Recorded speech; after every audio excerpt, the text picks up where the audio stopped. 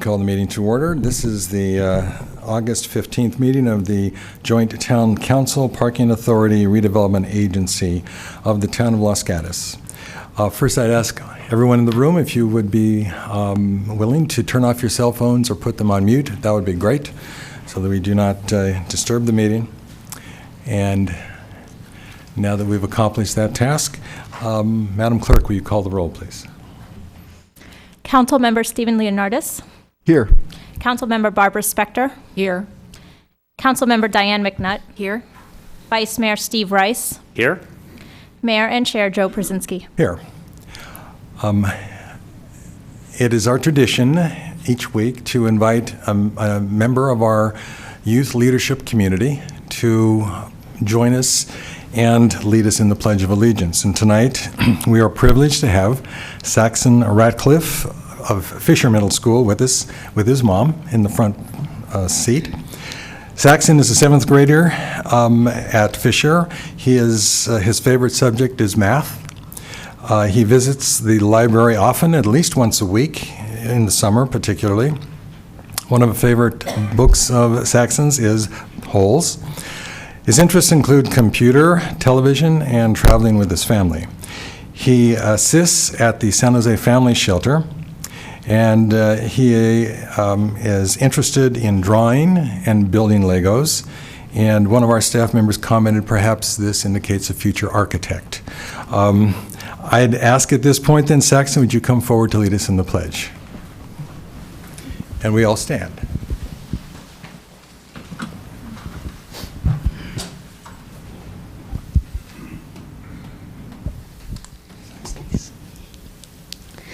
I pledge allegiance to the flag of the United States of America and to the republic for which it stands, one nation, under God, indivisible, with liberty and justice for all.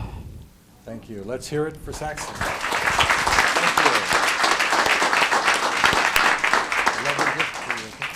Shake the hands of the council.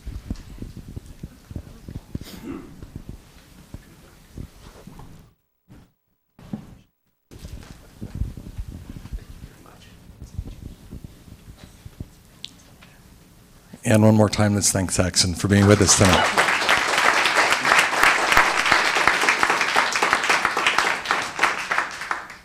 Now, we do have a presentation tonight, and it's for the Visitors Bureau.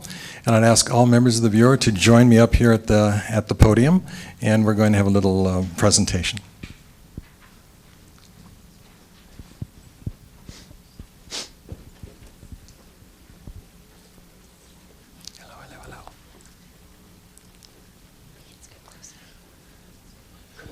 Okay, now don't be shy. Let's move around. We need this for a photo op, so.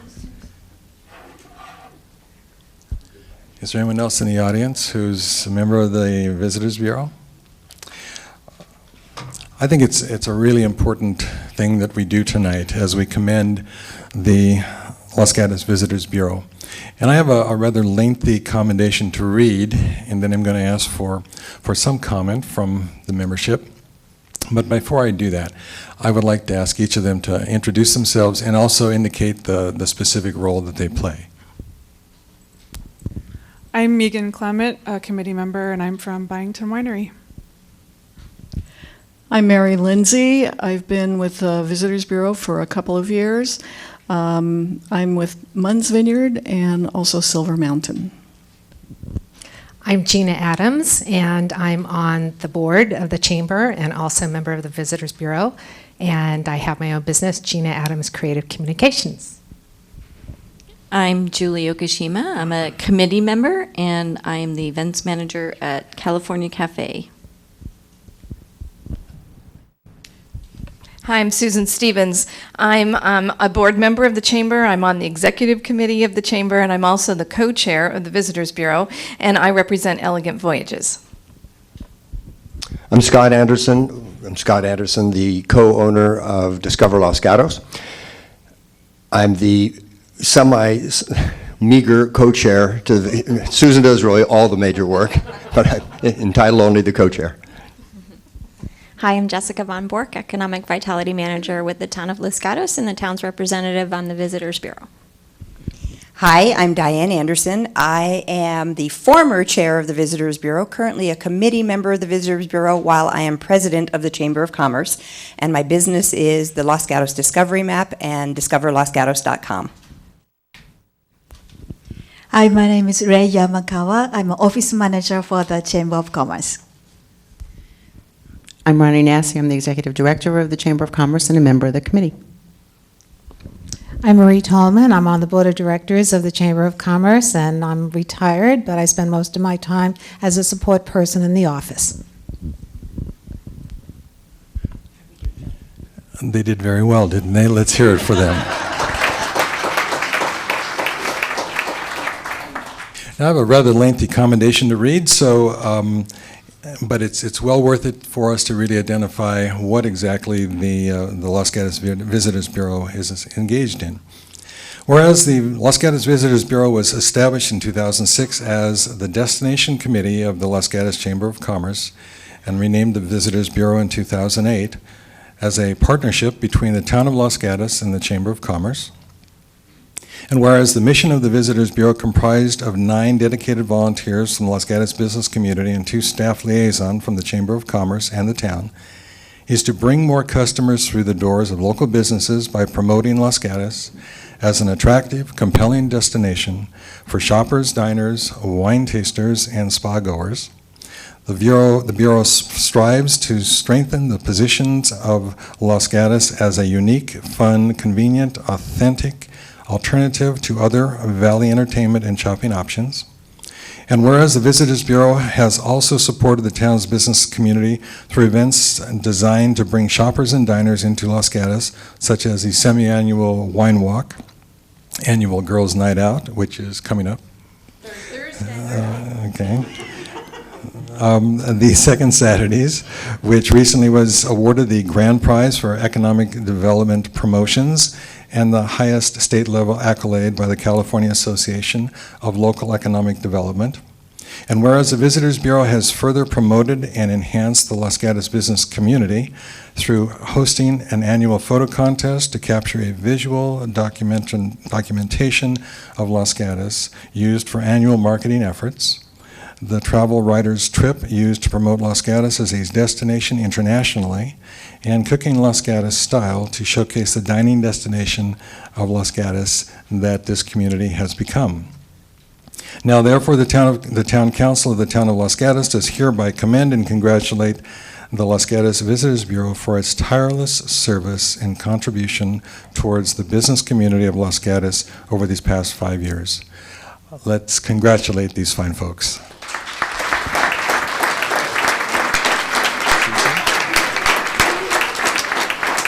Now, Susan wants to say a couple words. Thank you, Joe. As he was reading the commendation, there were a few things on there that we've done that I almost forgot about because we just seem to do one project after another after another. We are a dedicated group of volunteers, and I can't thank this committee more for all their hard work and dedication and keeping everything on track.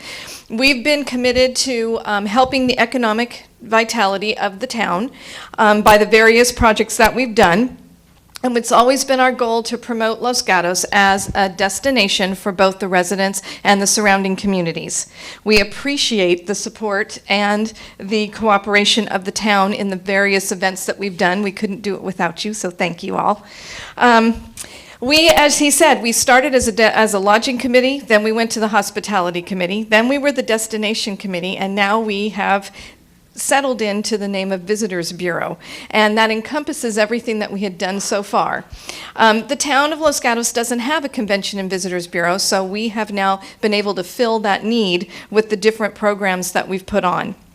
We appreciate this accommodation and the recognition for the hard work that we've done, and it's our pleasure to continue to work on behalf of Los Gatos as the gem of Silicon Valley. So thank you all very much.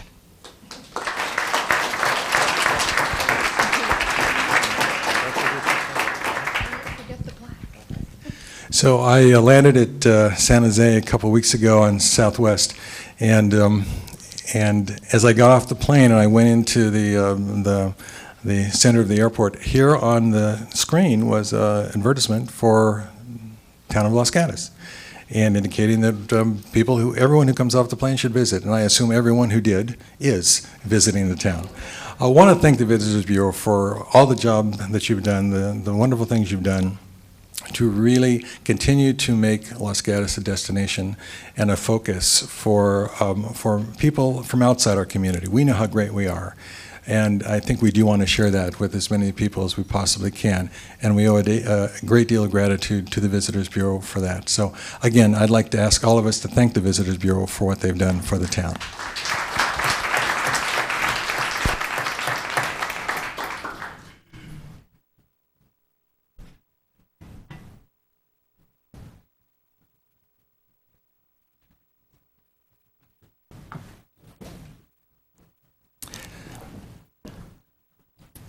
All right. Now, the next item on our agenda is closed session report. I ask our attorney if she would give us the report. Thank you, Mr. Mayor and council members. The council met in closed session as duly noticed and posted. They took no action, and there is nothing to report out tonight. Thank you. The next item on the agenda is the council and manager matters, but before we go to that, just a reminder to all of you, if you intend to speak on any subject tonight, we'd ask you to fill out one of these buff cards that are in front of you and bring it to our clerk over here on my left so that we may duly notice you and be able to put you in the queue for speaking to us tonight. So let's move first to council matters. Any matter that the council wishes to surface? Councilmember Leonardis. Mr. Mayor, thank you. I'd like to know if I could put something on a future agenda.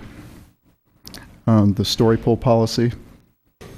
Okay, so you'd like to discuss that? Yes, sir. All right, is there another member of council who would like to agendize that for a future council meeting? Okay, Councilmember Spector as well. So, Mr. Manager, would you please note that? Okay. Any other council matters? Okay, seeing none, manager matters. Mr. Mayor, members of the council, 3 items to report. We concluded a very successful Fiesta de Arts organized and sponsored by the Kiwanis Service Club, as they have annually for many years. And I just wanted to recognize the town staff from Public Works, Police, and other departments, as well as hundreds of volunteers who made that annual event such a success. And then, as you heard on the prior item, we have the Girls' Night Out coming this Thursday, 6 to 8:30 p.m., and you can sign up and purchase tickets from the Chamber of Commerce website. Today was a significant day in that at 7 a.m. we had the final shift ending of 22-year town employee Sergeant Dave Fishback, who retired as a sergeant this morning at 7 a.m. at the conclusion of his final shift in nearly 30 years in policing in this valley. Total, I had the honor and privilege of riding with him and his team on Saturday night from 11 to 3 a.m., and it was just great to see the team work so well in keeping our community safe. It's also timely that we recognize Dave and that our Did You Know for a reprise appearance is Mr. Jonathan Knowles. Did You Know is an item we do at every council meeting where we recognize services in a short, brief snippet that are provided to the community. And this was launched last year by then Mayor Diane McNutt. Tonight's Did You Know will be on the Police Foundation, presented by Chair and President of the Police Foundation, Mr. Jonathan Knowles. Thank you, Mr. Larson. Welcome. Town Council, Mr. Mayor. I apologize for disappointing and not wearing a kilt, but I'll talk more about that later. Did you know that we have a Los Gatos Monte Sereno Police Foundation here in our community? We are a community-supported charitable 501c3 nonprofit entity that supports our police department. We've raised hundreds of thousands of dollars to make sure that our police department has the critical technology and program funding they need, including things such as our K9 program. So we have purchased Burko, our police dog, and all of his training and all the things that go along with him, and even partnered with other organizations in the community to provide things like a bulletproof vest for him. We also do things like, such as we fund the Cops and Kids program at Fisher Middle School, where police officers and department members and foundation board members serve lunch to the Fisher kids to help build the bridge between children and the police department in our community. We also sponsor an annual event called the Taste of Los Gatos. This year, it's scheduled to be on September 18th, 2011, at the wonderful home of Mr. Joe McCarthy. His estate is at the top of Foster Road, and he has generously agreed to host our event there. Fabulous event where not only do we have 20 restaurants from town who provide a taste of what they do best, and they donate all of that, but we bring out all the police gear so people get to try on all the SWAT gear and get photos taken, and we have some of you, as a matter of fact, wearing some of that stuff for photos. We bring out Burko for a demonstration of the police dog. I typically wear a wire for the event. We funded the undercover wire. And so warning ahead of time for all conversations you have with me at the event. People will be listening back at the detective station. But it's a real fun event, and more importantly, it's a fantastic way to support our community and have fun while doing it. So we hope that all of you and other members from our community are able to attend, either by joining the foundation as members or simply as purchasing tickets to be a part of this very important contribution that they can make. Everyone who serves on our board does so as a volunteer. Our board does include the Chief of Police, Chief Scott Seaman. So come, enjoy, meet, and be a part of something important. For more information, people can visit the website on the screen, lgmspolicefoundation.org, or they can call 354-6840. Thank you very much, and thank you for your support of the police department here. Thank you, Mr. Knowles. And I may mention, Yes. Mayor, Burko and his officer, John Aldridge, was back out on patrol Saturday night, having been missing for about a month or two due to equipment needs. And he was back out, and it's great to have that part of the team. Okay, thank you, Jonathan. All right, the next item on the agenda is the consent calendar. And these items can be acted on in a single motion. I'd ask first, is there any member of council who wishes to pull an item from consent? Seeing none, is there any member of our public who'd like to pull an item from consent? Ms. Quintana? Item 3. Okay, so item 3 will be pulled. Any other item wishing to be pulled from consent? I see none. So we will take up item 3. And I think we will deal with item 3 immediately after verbal communication and when we go to the public hearings. Okay? So with that, can I have a motion for the other items? Vice Mayor Rice. Move approval of the consent agenda, items 1 through 11, exclusive of item 3. Second. It's been moved and seconded. Any discussion? All in favor? Aye. Opposed? Passes unanimously. That brings us then to verbal communications, and we have a number of cards for verbal communication. Now, this is the opportunity that members of the community have to speak to items not on tonight's agenda. And as I see this, it looks like we have a number of items that are not on the agenda. So I'd ask Elaine Outler to come forward, please.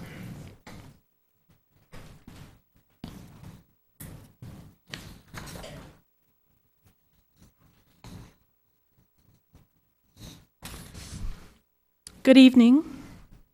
Sounds very loud. My name is Elaine Outler, and thank you for the opportunity to speak tonight. Over the last few weeks, I spent most of my family vacation reading the official CEQA documents for the Creekside Sports Park and Bridge project, affectionately known as the Initial Study and Mitigated Negative Declaration. And the more I read, the more mitigations seemed to be required to reduce that project's environmental impacts to a less than significant level as required by the state through the CEQA process. From further inspections to studies, consultations, lists of detailed best management practices, and monitoring before, during, and after the project is complete, the volume of mitigations highlighted the shortcomings of the current plan. The need for the mitigations is very clear. They include precautionary measures to ensure that the asbestos in the old Verizon buildings doesn't end up in the air and soils during demolition, to certify that the artificial turf products used are adequately studied to ensure they really are safe for our groundwater and for our kids to play on, to ensure the arsenic and other known hazardous materials in the soil left from the property's historical uses are adequately studied, then either removed or at the very least never find their way into our drinking water, to minimize the known erosion and flooding risks when trees are removed for the bridge, and to protect the many known species of wildlife and plants. One biological study required 35 mitigations. Moving forward with the project without changes legally commits the town to completing and thus funding all these measures, and they are not free. You can choose to spend your $650,000 from the Albright project on anything you want. In this economic climate, when town staff have just been asked to take a 5% pay cut and a special property tax assessment just passed for schools, why would you want to spend it on another bridge? The initial study makes it clear that a majority of soccer kids will be driven to practice, so the bridge is not for them. And it's not an adequate substitute for safe pedestrian access from University, yet the current plans are lacking even sidewalks.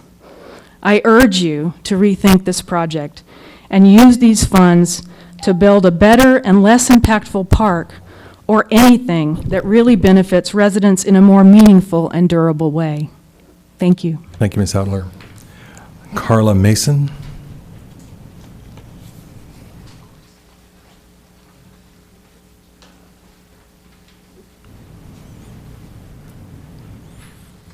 Good evening. I'd like the town council to consider changing the location of the bridge if they're planning to go forward with the bridge for the following reasons. The homeowners along the creek trail are going to be severely affected by the damage to the value of their property due to the study we did of the use already on the creek trail on weekend days, and we have the results that we've presented before. The trail is already way overused and extremely dangerous at certain times of the day, and the home values would be very decreased by a bridge opening into the backs of many of those homes' yards. The second thing is that because we did a study surveying the JCC and the Campbell Sports Center, that most kids do not ride their bikes. They come with cars because they have duffel bags and so on. So they wouldn't probably use it anyway.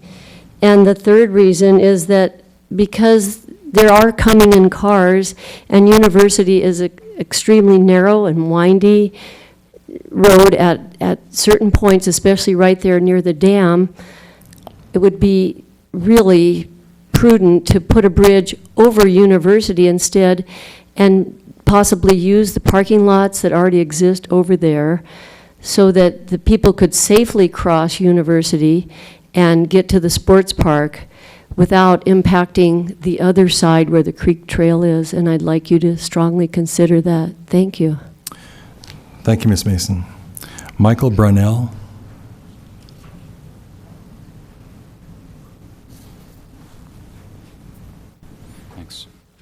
Hi, my name's Mike Brownell, and I think I spoke a few weeks ago here. One of the things that I don't understand and would like a better way to find the information is who is paying for the bridge, how much it's really going to cost, and what real benefit it's going to give the community. In addition to that, I'd like someone to help me understand why the bridge that's already over the creek, not more than a quarter mile downstream, isn't adequate to provide access over the creek. As I understand it, there's going to be a light put in at University and Lark, and there'll be crosswalks that go along with that. And so and given the additional parking that's over, I forget the name of the street, but the additional parking that the town has acquired on the other side of Lark, why there isn't some thought in providing a path for people from that additional parking on University up to the sports park. And the lack of, it seems like the lack of planning for parking and pedestrian access on University needs a little bit more work. And I'd just like to be able to find that information or know who I could talk to about that. Okay, thank you, Mr. Brunel. Diane Dreyer?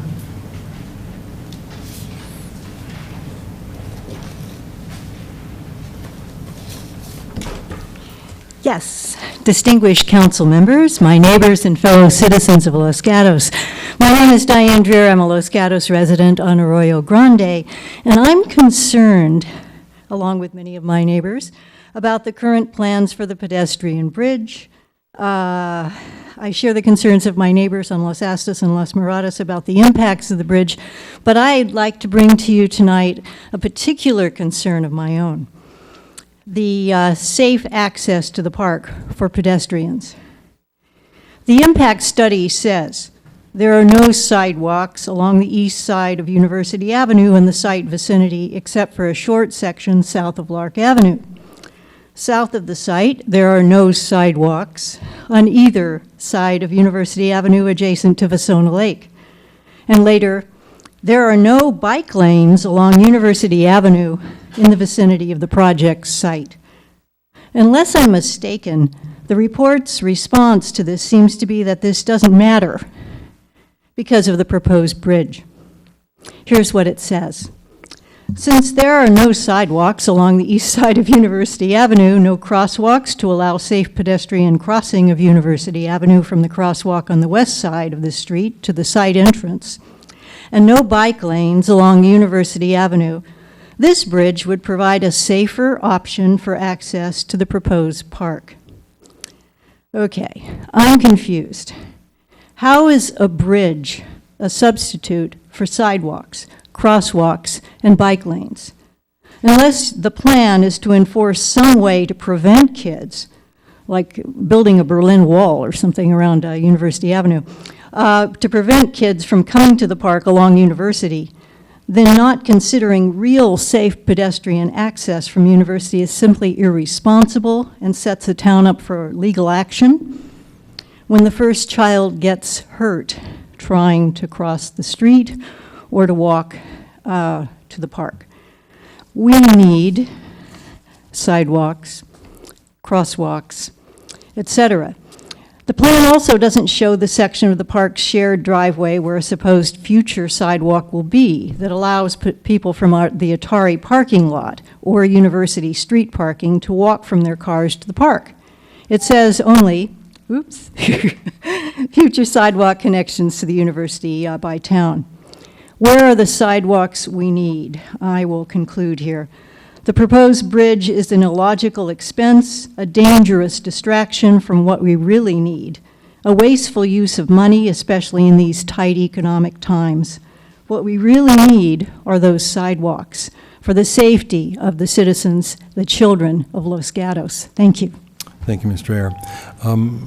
Mr. Manager, would you care to comment? I know we've heard this before during verbal communication on a number of occasions in the past. There is a contact person and a recommendation you would make?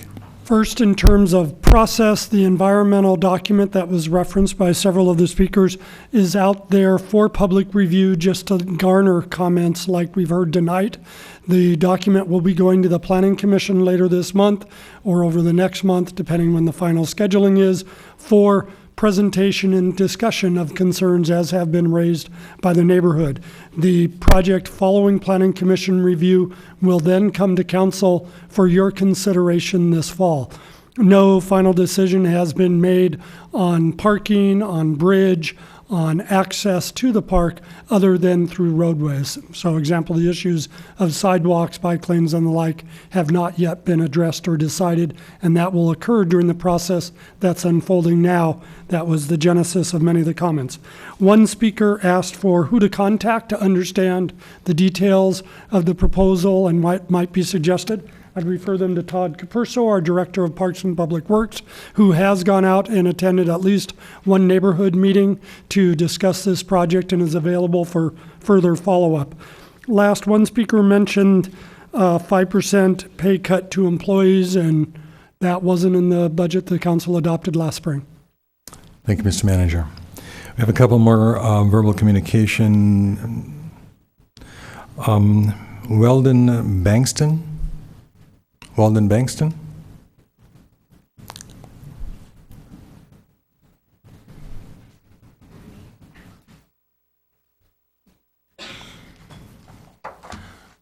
Thank you for hearing me, Mr. Mayor, Vice Mayor, members of the council. I come at this from a little different perspective. This is a wonderful town. And at a time when our town should be eliminating all unessential expenses, to me it seems illogical that the town should incur an extended long-term debt for a soccer field. The soccer field cannot financially contribute any funds to offset the initial or even the ongoing operational expenses having to be committed to by the town. It represents an initial and continuous ongoing drain on our town budget at a time when we should be exercising prudent and judicial responsibility to our town. As someone quoted earlier, Director Todd Capruso stated that all the departments should try to cut back 5%. That makes good sense in this economic time. A soccer field with extended expenses are an unnecessary burden for Los Gatos. Sports areas are always generators of trash. Cleanup is a continuing additional cost. This is a 20-pound sports field on a 10-pound lot. That produces no income in this time of economic hardships. This is similar to the famous perfect wave, except that this is a perfect ongoing economic drain on the town's economy and the budget. Thinking of the opportunity positively, it would be better to place a parking lot for Vasona on the property, which could continuously generate a positive income flow for the town. It's easier to paint parking lines and charge parking fees than to lay out and keep it non-self-supporting soccer field from looking shabby. This would also make Vasona Park accessible to the citizens that need it the most. And I have copies of the standard soccer field layout to show how it would be very impractical to do that. So thank you very much. Thank you. We've gone down the road a piece on the soccer field, and we can't discuss it tonight because it's not agendized, but the manager would like to make a comment at this point. Just, there will be a planning commission meeting and a follow-up council meeting where this matter will be agendized for public discussion. The need for a soccer field or multiple soccer fields has been frequently documented in prior studies and has received strong community support. I did want to clarify that there is no debt being issued whatsoever for this soccer field. All of the funds for the soccer field are coming from the county through the commitment of the sale proceeds of land in the middle of Vasona Park. So no town funds will be used. Those are all county funds that the town received that will be used for this. And the ongoing operation and maintenance, it is our plan and expectation that all of those costs will be borne by the users of the sports park, not by the town general fund. And Mr. Capurso can follow up with any of the questions that have come up in preparation for the Planning Commission and Council discussion. Mr. Chris Miller.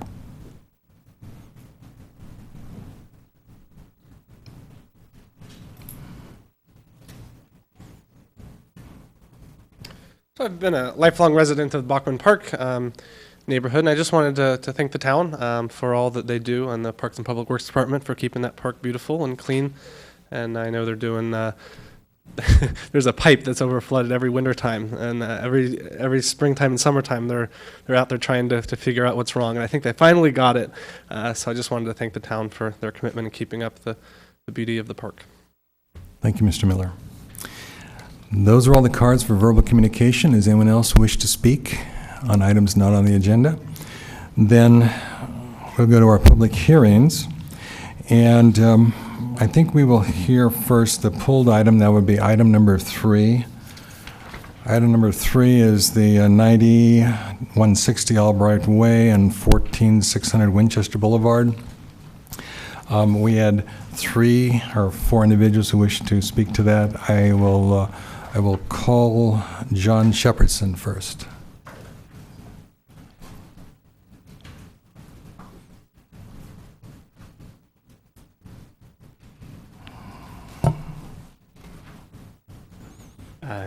Good evening, Your Honor, Mr. Mayor, and council members. I'm always a little bit nervous, so bear with me.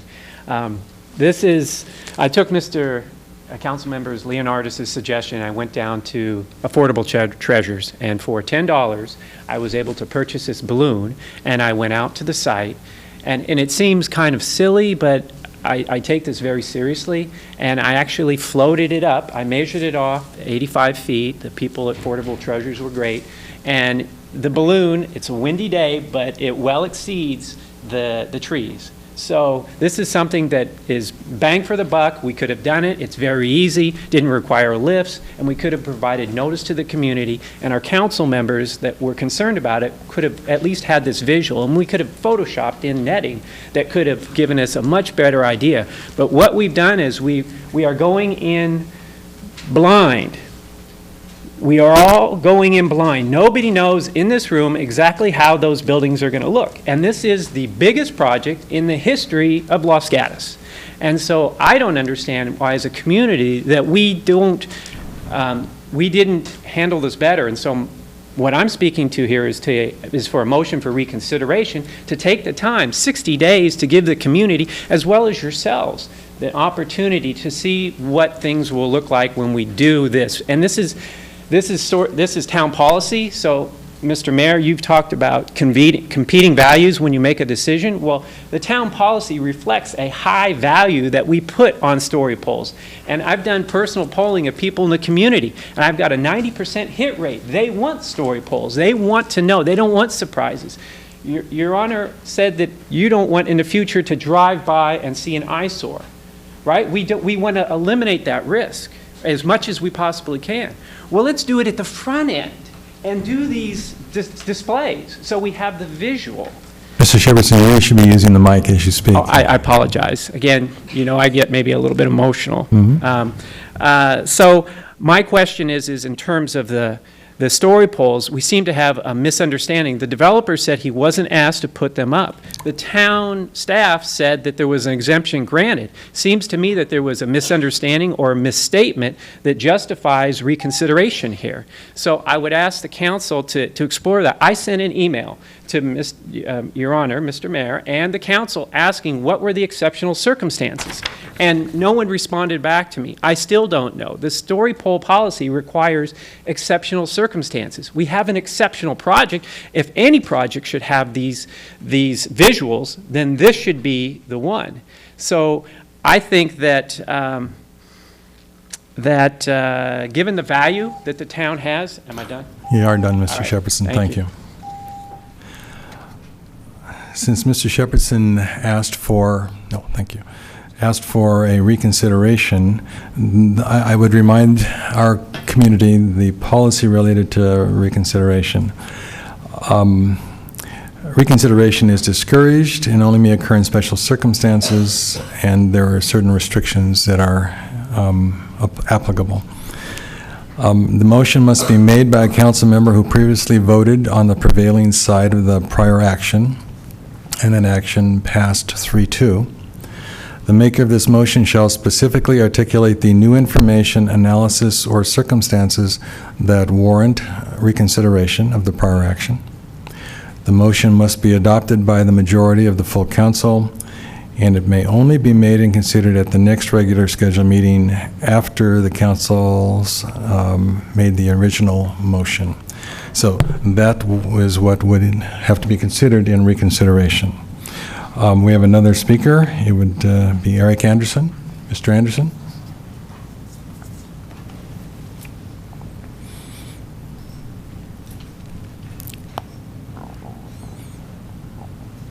Thank you, Mr. Mayor and council members. I appreciate this opportunity to speak this evening. I had a number of items that I wanted you to consider regarding the factual basis of what was discussed relative to the Albright Way project. The first is that the first phase is over 280,000 square feet. It'll be built without a traffic light. The traffic report does not include any analysis of the first phase to show what the traffic implications are. And the ordinance just recommends that a light be put in. It is not a mandatory thing. It suggests that a right turn lane be put in and a couple of left turn lanes be put in coming out. That needs to be looked at. Number two, the lot coverage. Light industrial area requires a 50% lot coverage. The buildings alone will be 70% in the first phase on 10 acres, and then the parking structures in addition to that. That certainly needs to be looked at. Number three, in the ordinance, it states that the Planning Commission recommended that the Town Council approve the development agreement. I don't know how on May 31 the Planning Commission could have understood that that development agreement they were reviewing that was 37 pages is now 44 pages. So there are 7 pages of additions and new things, and I don't know how the Planning Commission could have seen that far into the future to have recommended that. Number four, I went through this the last time I spoke. I hope I don't go through it again. I went up during the break and asked whether it was 550,000 square feet plus 168 senior housing units, and I was told absolutely not, it'll be a reduction. And yet the language now in the ordinance reads, as long as the stated maximums for each individual use are not exceeded. In 2 different locations, it appears that as long as there are not additional impacts, that they can do both. And that was not stated accurately either when I testified last time or when I was corrected. 5, the simulations that they utilized were absolutely incorrect. And if the town council was planning on that, can I use this?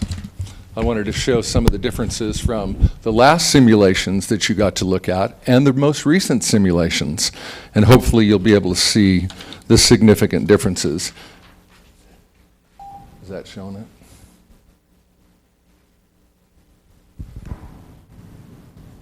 No problem. I should have let you know I was going to throw that at you.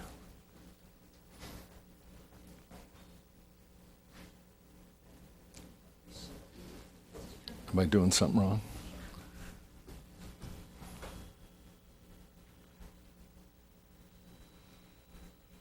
Come on, Elmo. Okay. Here are the first 2 simulations. You'll notice how little bit of the building you can see here and almost none of the building you can see there. Now here are the new simulations that we've been provided, and here is that first view. You can now see almost the entire building, certainly 3 stories of it, so substantially all of the building can be seen. And then here is the view from Aventino down towards it, and now where that building was completely hidden, look, you can see 3 stories of it. So I don't know if you felt confused. I certainly did, and thought that the simulations last time were significantly different than the simulations this time. Mr. Anderson, I think we've reached the end of our time. Okay. There was a brief period of time when we granted you that time when you were attempting to use your simulations, okay?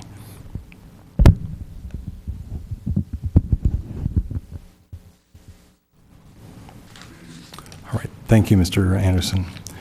Ms. Quintana.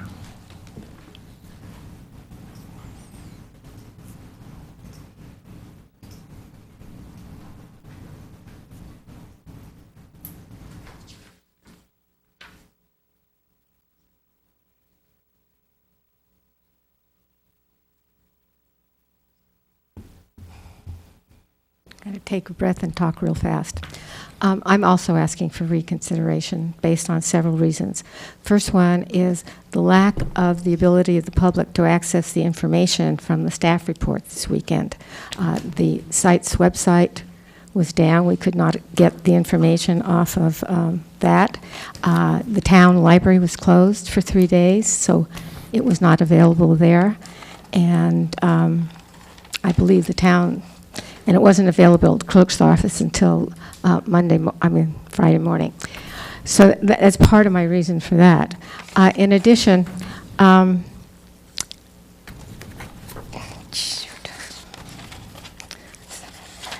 there are several other reasons.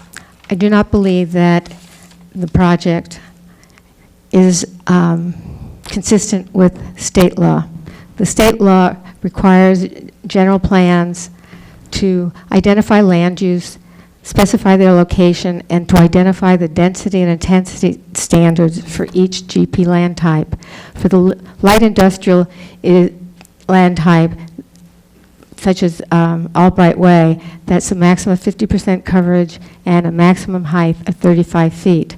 This is 50 feet less than the approved zoning on Albright. While a PD can modify building standards, does not give the zoning the right to modify the general plan without a general plan amendment.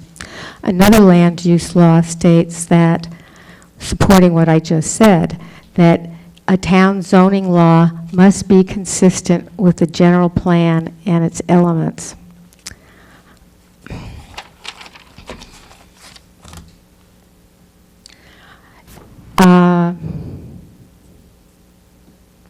One of the other reasons I'm concerned about this is because there are differences in the language between the development plan and the PD that seem to indicate that there are conflicts between those documents, and yet they don't list them out.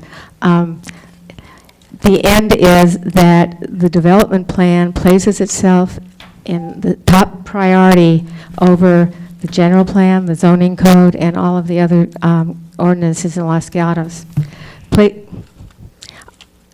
Okay, I'm going to skip something because I think there's something I really need to want to know in your responses later on. The official development plan shows 0 public streets.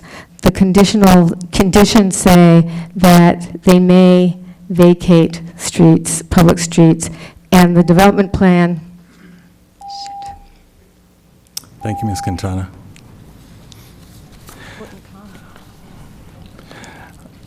Jake Van Natta.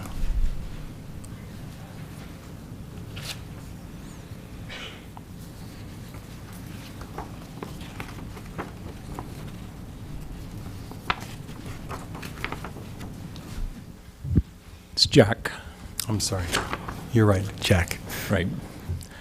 I'm here representing the Los Gatos Community Alliance. I'm here to talk about the general plan and our feeling that it's being skirted, bent at times, and abandoned. For some people unfamiliar with the general plan, it's the town's guide to achieve the vision of how the town should be growing today and into the future. The first statement I picked up in the introduction was that Los Gatos is an oasis of calm. The second was Los Gatos is truly a special place, and residents want to protect their community from the increasing development pressures of the region. Is the council looking hard at these development pressures on us, the residents? Number 3, the residents expect all new developments to fit into the fabric of the community. I ask, how do an additional 8,000 new car trips, when combining the 2 projects, North 40 being the second, how do those fit into the existing fabric? 4, in addition to the benefit of the new development, must be measured against the ability of the proposed development and its architectural design to harmonize with existing development while minimizing impacts on existing residential neighborhoods and infrastructure. When again combined with the North 40, how do 8,000 additional car trips within 0.8 of a mile from an already overcrowded neighborhood create a community benefit? 5, support of new development from surrounding residents and property owners will be a major consideration during any development review process. Comments in these meetings have been 5-1 against the project as currently designed. To the majority of the council, I ask, are you listening, or are you being bullied into a corner by a singular vision of one? 6, preserving the small-town character of Los Gatos is a collection of related issues, including human scale of development, historic preservation, density, intensity, and population growth. Albright and all other developments are high-density and high-intensity developments. When these are developed, several of you will not likely be in office, but will continue to suffer the consequences. I ask you to take a hard look at the legacy that you're going to be leaving us. In Section 10, the community design element, it says to avoid abrupt changes in scale and density. New structures, remodels, landscapes, and hardscapes shall be designed to harmonize and blend with the scale and rhythm of the neighborhood and natural features of the area. This development is the epitome of abrupt change in scale and density. It does not harmonize with the neighborhood as currently designed. It's simply too big, too dense, too many people, too many cars, right next to Los Gatos Creek and a neighborhood jammed with traffic. Timed stoplights to mitigate too many cars. I need a new definition of mitigation. 3 minutes on the dot. Thank you, sir. Very impressive. I'd like to refer council to pages A17A and A17B of the packet, if you will. I think this is the graphics that Mr. Anderson was presenting us for our consideration. And I understand exactly the view that he noted and brought to our attention.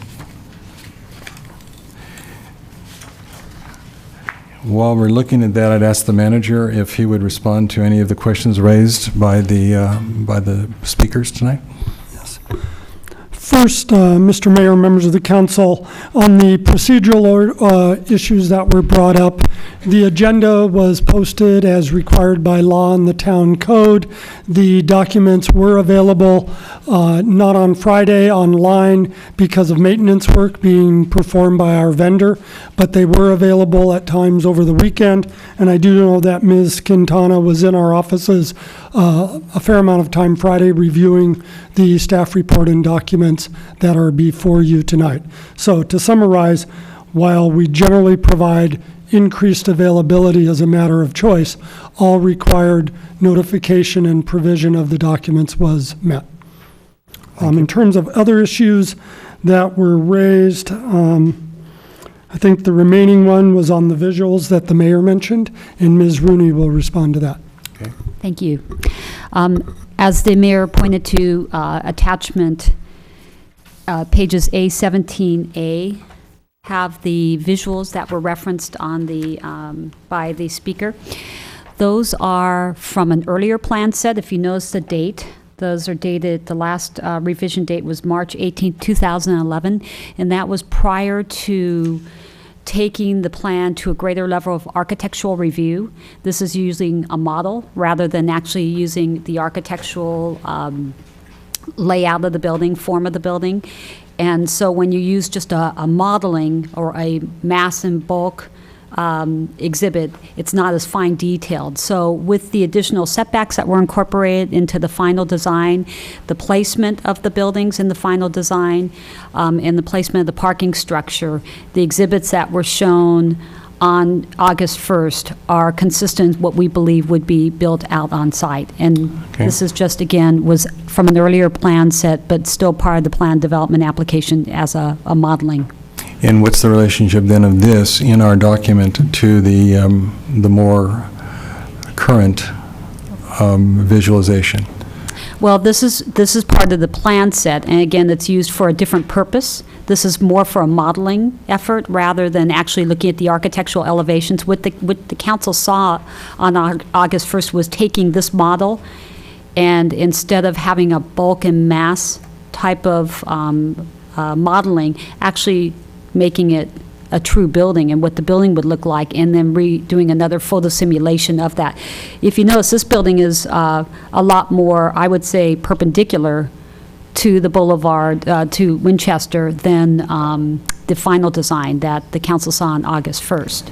Correct. And the 4 or 5 weeks in between allowed us to then request and receive an enhanced architectural orientation. Correct. And that, as well as the other architectural development that's taking place now, will be what's presented to the Planning Commission on August 24th? That's correct. Thank you.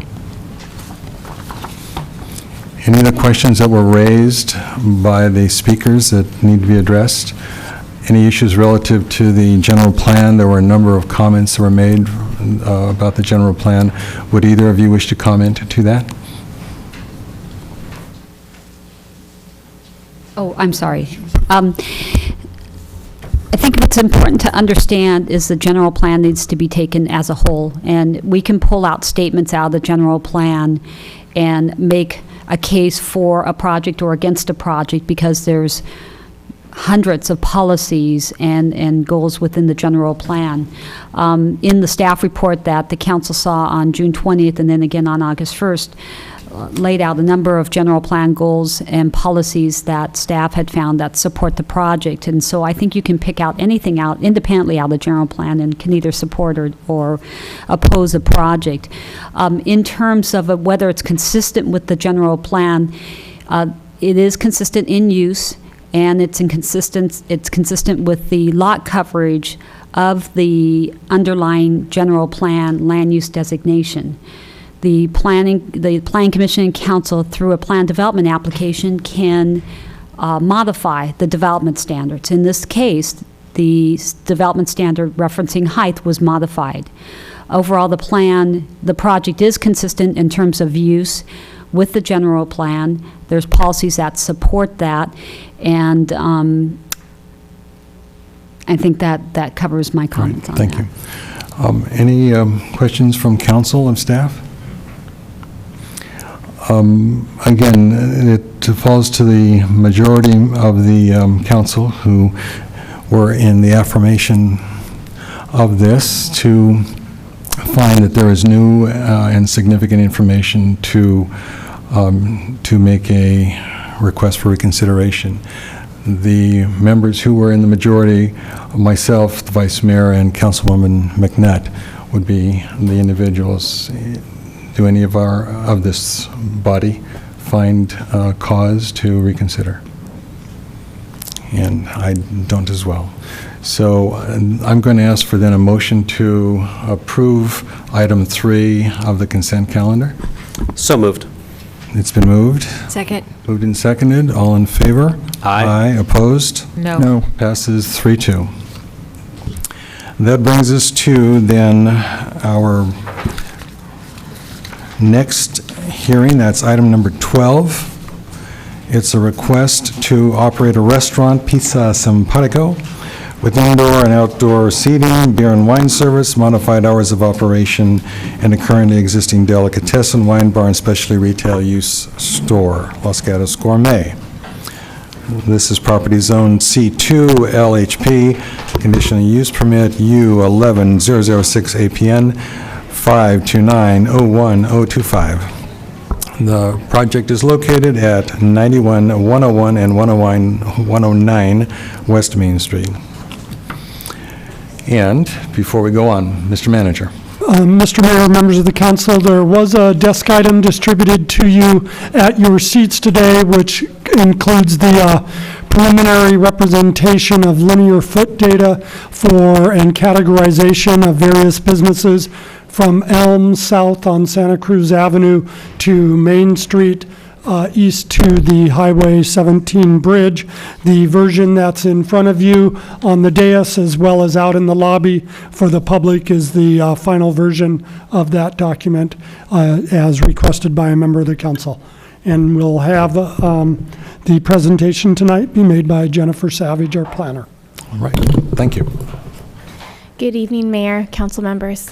The subject property contains 5 commercial spaces. The subject application modifies the existing conditional use permit that covers 2 businesses, Los Gatos Roasting at 91 and 101 West Main Street, and Los Gatos Gourmet at 109 West Main Street. The applicant is requesting to operate at 109 West Main Street, where Los Gatos Gourmet is currently approved for wine tasting, a delicatessen, and specialty grocery retail sales. The applicant is proposing to allow a restaurant, Pizza Simpatico, with indoor and outdoor seating, beer and wine service, and retail sales, and to modify the existing hours of operation. Los Gatos Roasting Company would reduce the intensity of its use, and modified conditions are included to reflect the changes. The existing opening between Los Gatos Roasting and the new restaurant would remain. Staff recommended denial of the proposal because the project would displace a primarily retail use with a primarily restaurant use and appears to conflict with the town's policy regarding additional restaurant use in the downtown, Ordinance 2021. The Planning Commission reviewed the project on July 13th. Their discussion included whether the project was a mixed-use proposal, the existing food-oriented use, and Ordinance 2021. The Planning Commission recommended approval of the project with modified conditions to include a wine bar and retail use along with the restaurant use. The alcoholic beverage service condition was also modified to reflect the Commission's recommendation that alcohol be served with food as opposed to meal service. The Planning Commission directed the applicant to work with staff to find an acceptable community benefit offering. The applicant is currently proposing to offer a meal deal to the Los Gatos High School students. Specific findings must be made and the community benefit condition modified should the council find merit with the project and the proposed community benefit. This concludes staff presentation, and staff is available for any questions. Thank you. Council, you have questions for staff? We'll start with Councilwoman McNutt. Thank you, Mayor. I have several questions that relate to just land use issues of what would be allowed here. Has nothing to do with this particular restaurant or this particular business plan. So if I look at the draft conditions of approval for 109 West Main, it starts off with operating a restaurant, Pizza Simpatico. And then later on use, it says approval is for a high turnover sit-down restaurant, comma, wine bar, comma, and retail use. My question is, in the future, would the next tenant be required to have a mix of all three of those? Or does that mean that the next tenant would be allowed to have any one of the three of those? Or how would that work? Any tenant coming into the space would be required to submit a written proposal to town staff for us to analyze and determine whether or not the new use would constitute an intensification of use as defined in the town code, and thus require or not require a modification to the conditional use permit. Okay, but that doesn't actually answer my question. So, an intensification of use. So if they come in and say, I just want to do a high turnover sit-down restaurant, is that permissible? If they were to do just a high turnover sit-down restaurant without adding seats, perhaps. If they just wanted to do a high turnover sit-down restaurant while adding seats, it would be considered a requirement to modify the conditional use permit. Okay. And then, may I just continue, Mayor? Thank you. And then we have no way of guaranteeing this mix of uses. For example, we don't have in here that a certain percentage of the space in the store has to be set aside for retail, or a certain percentage of revenue. It's correct? Not entirely. You could specify the square footage of a space for a particular part of the use. I don't believe that we have or can specify the amount of revenue that comes out of it. Well, yeah, I was just being facetious there. Okay, That way. sorry. It's okay. You'll get my sense of humor as we work together longer. And then, can you talk to me about the door, having it remain open? I mean, I understand the history of the property and how it's all been mashed together at different times through the years. But now that they're more two separate businesses, why would we want to have a door opening with free-flowing customers between these two businesses that would seem to be quite different? The applicants do propose in their letter of justification that this creates an opportunity for synergy between the existing Los Gatos Roasting Company and the new restaurant, should it be approved. It was also put out as an option to the applicant as a cost-saving measure. If the opening was to be closed permanently, the current proposal for the restaurant would require a separate CUP, which does have a higher cost than just modifying the existing conditional use permit that covers all 3 addresses. So you just said that we have just 1 CUP when I'm looking here and it looks like we have 2? It is 1 CUP, 1 conditional use permit application number. There are 2 sets of conditions for the 2 different uses. Okay, and then probably my last question right now, Please. if that's all right.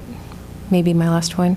Can you walk me through community benefit? Because I know there were several different iterations, and some of them seem more directly related to mitigation of traffic impacts than a sales promotion kind of thing that's being promoted now.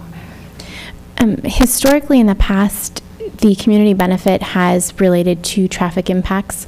They have included certain traffic upgrades to either streets, sidewalks, crosswalks, and the like. There have also been public improvement community benefits, such as lighting for streets in terms of LED lighting, or community benches, public benches on the streets or in the parks. The community benefit policy does not specify that it has to be traffic related, only that it should sufficiently cover the impacts that the project results in. And I actually lied, I have one more. The language regarding required of meal service, I mean, we've always said meal service with every other alcohol-related project in town, as far as I know, in downtown.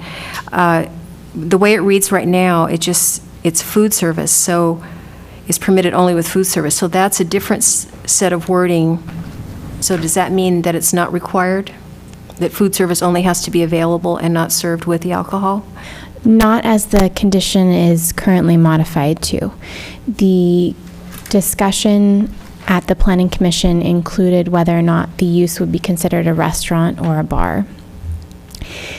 In the past, the alcoholic beverage service policy does require meal service to be served with food, but the Planning Commission, in its discussion in distinguishing between a bar and a restaurant, noted that there are quite a few restaurants in town that have food available, not necessarily a full meal as someone might think of as a 3-course meal, but simply something along the lines of small plates. This is something that is being considered in the town's modified alcoholic beverage policy currently. My understanding with the intention of the modified condition to say food instead of meal service was to include that option for small plates as opposed to a full meal by the Planning Commission. We'll talk more later. Thank you. Okay. Other questions? Vice Mayor? Thank you. I have one quick one, I think. In the Planning Commission's rationale, one of the reasons for recommending approval was that the proposed cooking facilities are minimal. There's an oven and a 6-burner cooktop. Although I didn't see in the minutes any discussion of the cooktop, there was a discussion of the oven. That was in the drawings that they saw, is that correct?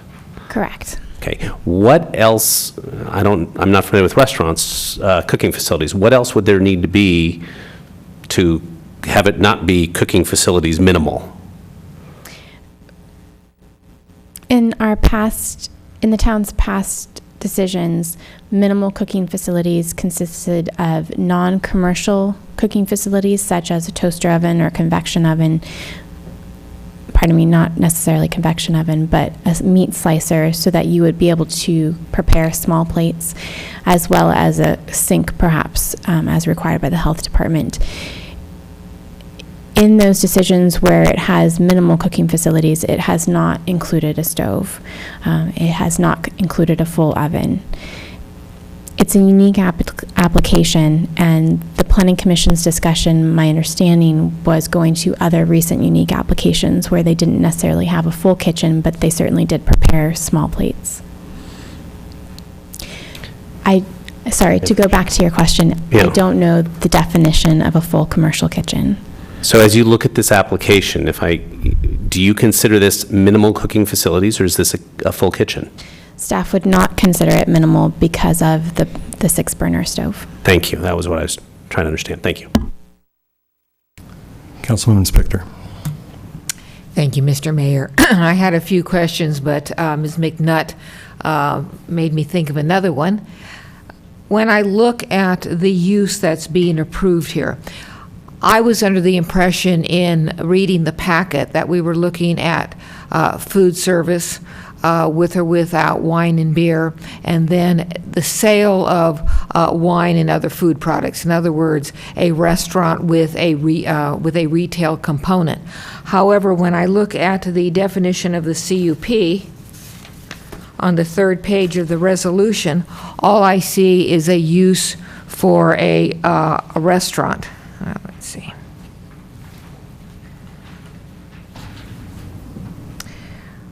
All right, and you have here delicatessen, wine bar, and specialty retail. So when you look at that in total, do you define that as a restaurant with food, with beer, with wine, and with retail? It is defined as that with the modified conditions in the attachment to the resolution that you refer to. On that particular page of the resolution, it does not include retail use because retail use is an allowed use in the downtown. And so, again, getting back to what Mrs. McNutt was raising, how do we know what use this space is requesting so we're able to determine should the landowner or should the store owner change if it's a modification of use? The exact use is determined and defined by the conditions. All right, and so right now, if I go to the conditions of approval, which is the next document, where would I look? You're going to look in 2 places. First is the first page of Exhibit A, where it defines, at the very top of the page, you'll see under conditions of approval, it says for 109 West Main Street. And then continue down the page to condition number 4, where within 109 West Main Street, it's an approval for a sit-down restaurant, wine bar, and retail use. And then if you move to the first page of Exhibit B, under the top of the page where it says conditions of approval, it says for 91 and 101 West Main Street. Under that, it defines the description of the use. And then under condition number 2, it also defines the use as a coffee shop, espresso bar, and retail shop. Thank you. All right, now we'll get to not her questions, but my questions. We have had, the council has had several applications in, let's say, the past year, including Gardino's, where there was a request to go from where restaurant expanded into retail. And staff has been able to come up with methodologies in order to protect the retail should the restaurant use change. Do you see any way to do that kind of creativity, use that kind of creativity in this application?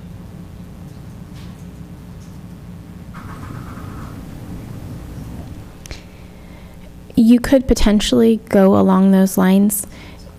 The difference in those applications using James Randall, the wine bar that was known as SB 17 through the application process with a different name now, and also Gardino's, is that those 3 applications, using them as examples, have the quote-unquote expansions without that commercial kitchen. They didn't have those improvements that were permanent commercial cooking facilities. They did have a sink involved and perhaps a bar top that wasn't used as a bar per se, but certainly a bar counter. With this application, it's different in that the creativity may have to come from maintaining a certain square footage of retail space and a certain square footage of restaurant space. That is something that the council could look at comparing the existing square footage of that full space, what's existing as retail use, comparatively to what's proposed. and we could condition the projects to have that amount of square footage, depending on the council's comfort. All right, and one of the issues that came up at the Planning Commission level, I believe, was the fact that if you look at the renderings of the use, there are two counters, bars, these counter/bar areas. Does staff have any thought as to how those areas could be precluded from being standalone bars other than having the applicant or future applicant say, I won't use it as a bar? Is there anything else?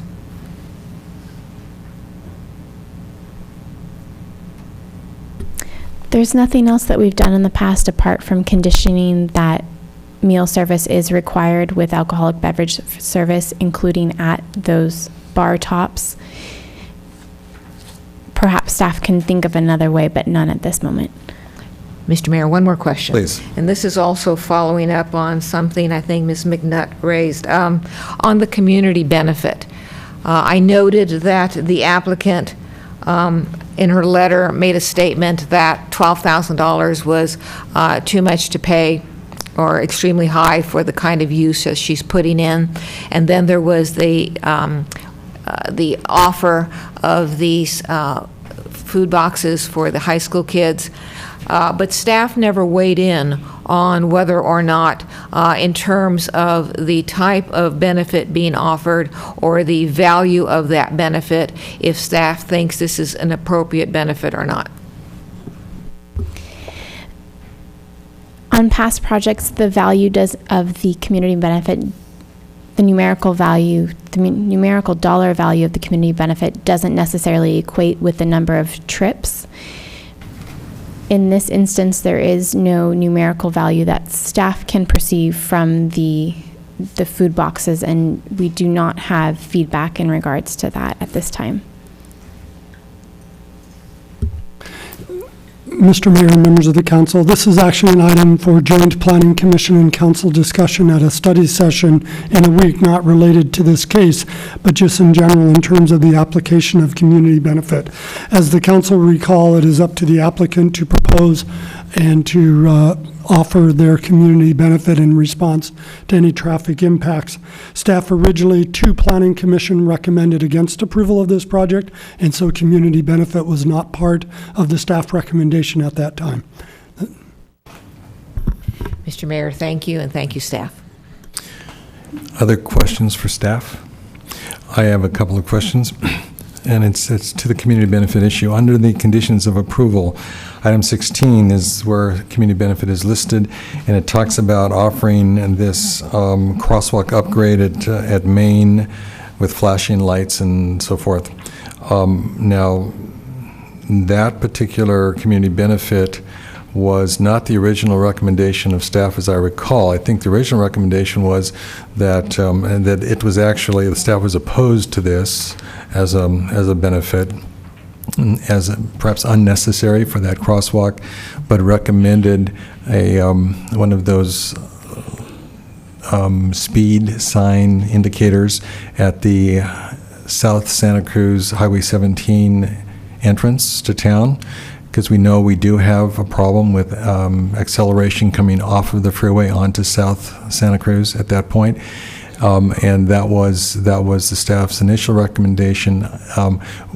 That did not end up on the recommendation on the conditions of approval, and then I think that there was some issue, as commented on, that neither this would be appropriate because of the desires of the applicant and not to have to fulfill this recommendation. What is, or what would be the staff's appropriate recommendation if we were to do a traffic mitigation? In order to do community benefit, the council would determine whether or not the offered community benefit was appropriate. As noted in the staff report, you would have to modify that condition. Potential modified language is included in the staff report that modified language speaks to the applicant's current proposal of the meal deals. All right, but my question is to the first staff recommendation of the signboard at South Santa Cruz. Did that disappear from staff interest at a certain point in time? No, staff is still interested in that. The applicant is not amenable to. Understood. All right, and the next question relates to the alcoholic beverage service common language. It's on page 4 of staff report. I'm curious about this because this was a recommendation from the Planning Commission that would change language that is our standard for alcoholic beverage service. And you see that there's underline and cross out language. That's in the middle of page 4 of the staff report. Everyone see that? I note something that seems odd, that suddenly it's recommended that beer and wine service is permitted only with food service, and as was pointed out, that's the one accommodation we have to separate standalone bar from restaurant that serves alcohol. And then food is defined as a combination of food items and so forth and so on. Appetizers such as popcorn, nachos, pretzels, potato skins, relish trays, etc., hot or cold, are not food. I kind of see those as food, and I'm wondering if there's something that was recommended by Planning Commission that really was not intended by the language here, because it doesn't make any sense the way it's recommended. Obviously, we have the opportunity to alter that, but I wanted to point that out, that there is an issue of definition of terms here. Okay. Any other questions of staff? Seeing none, then I think we can go to our public. I have a number of cards for item 12, and we have the first presenter should be the applicant. I have no card other than the only card I see specific to the applicant is from Sue Farwell as the landlord, but I would recommend anyone who's going to represent the applicant come forward, and we'll give all of you 10 minutes so you can kind of mix and match what you want to say. So this is a 10-minute total presentation for the applicant. And introduce yourselves for the record. Thank you. My name is Lisa Rohr. I am the co-owner and wine director of Chin Chin Wine Bar and Restaurant in Los Gatos. We've been here in Los Gatos for 3 years. And I'm also the co-owner of Pizza Simpatico. Pizza Simpatico will be a mixed-use business with specialty retail and a modern cafe with community seating geared toward the budget-conscious consumer. We anticipate providing 10 new jobs to locals. We will also employ John Reinhardt and Kevin Sheehy of the Los Gatos Gourmet, as they have established a customer base that will easily convert over to Pizza Simpatico. Pizza Simpatico will showcase local and international wines with a good quality to value ratio. Our wines by the bottle will have an average price point of $20, offering a unique selection of wines different than Safeway, Whole Foods, or Bevmo. We plan to promote products that we use in the cafe for retail purchase, like extra virgin olive oil, San Marzano tomatoes, 00 flour, aged balsamic vinegar, gourmet cheeses, and fresh frozen pizza to go. The amount of retail Pizza Simpatico offers will not decrease from what the Los Gatos Gourmet is currently offering. Instead, we plan on utilizing in-house promotions and displays to triple the amount of retail sold compared to the Los Gatos Gourmet. The nature of retail is changing due to the recession. Part of our ability to drive retail revenue will be harnessing the power of the internet. We will have a small cafe menu featuring savory Italian small plates. Our average food price point will be approximately $10. Pizza Simpatico will help increase the vitality of Main Street as the street appears deserted in the evenings. We look forward to building synergy with the local businesses and perhaps pick a weekday to provide cross-promotion activities so that retail can stay open later. With respect to outdoor seating, we are very sensitive to the surrounding neighbors. We will close our outdoor patio at 8 p.m. It's important to understand that the Pizza Simpatico concept is permissible use in the downtown C2 zone. There are other businesses in the area that close late, including Valeriano's, Los Gatos Bar and Grill, and Number 1 Broadway, to name a few. And those also have a full liquor license, whereas we are not going to be a standalone bar. We're only going to offer beer and wine.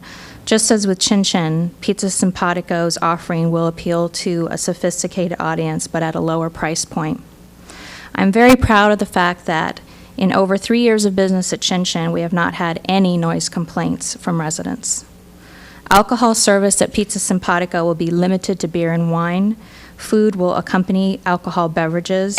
We will offer counter service to appeal to single diners and people picking to-go orders up. The visual impact of the food counter will showcase a mix of retail items, downplaying the wine and beer offering. 2 counters are implemented to have various focal points in the space. In summary, Pizza Simpatico places emphasis on a great overall experience for its patrons and neighboring businesses. We believe Pizza Simpatico provides the opportunity to reach an untapped customer demographic and to improve the vitality of Main Street in the evenings. Thank you. Thank you. Before you go on, and I have the card from Sue Farwell. Sue, are you going to be part of the... Okay, but aren't you part of the applicant team?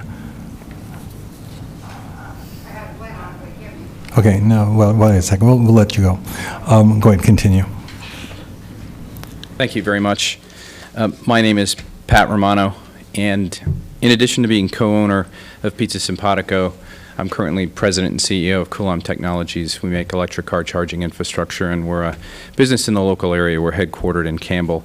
I've been doing that for about 6 months, but this is Pizza Simpatico will actually be my 4th company that I've started from the ground up.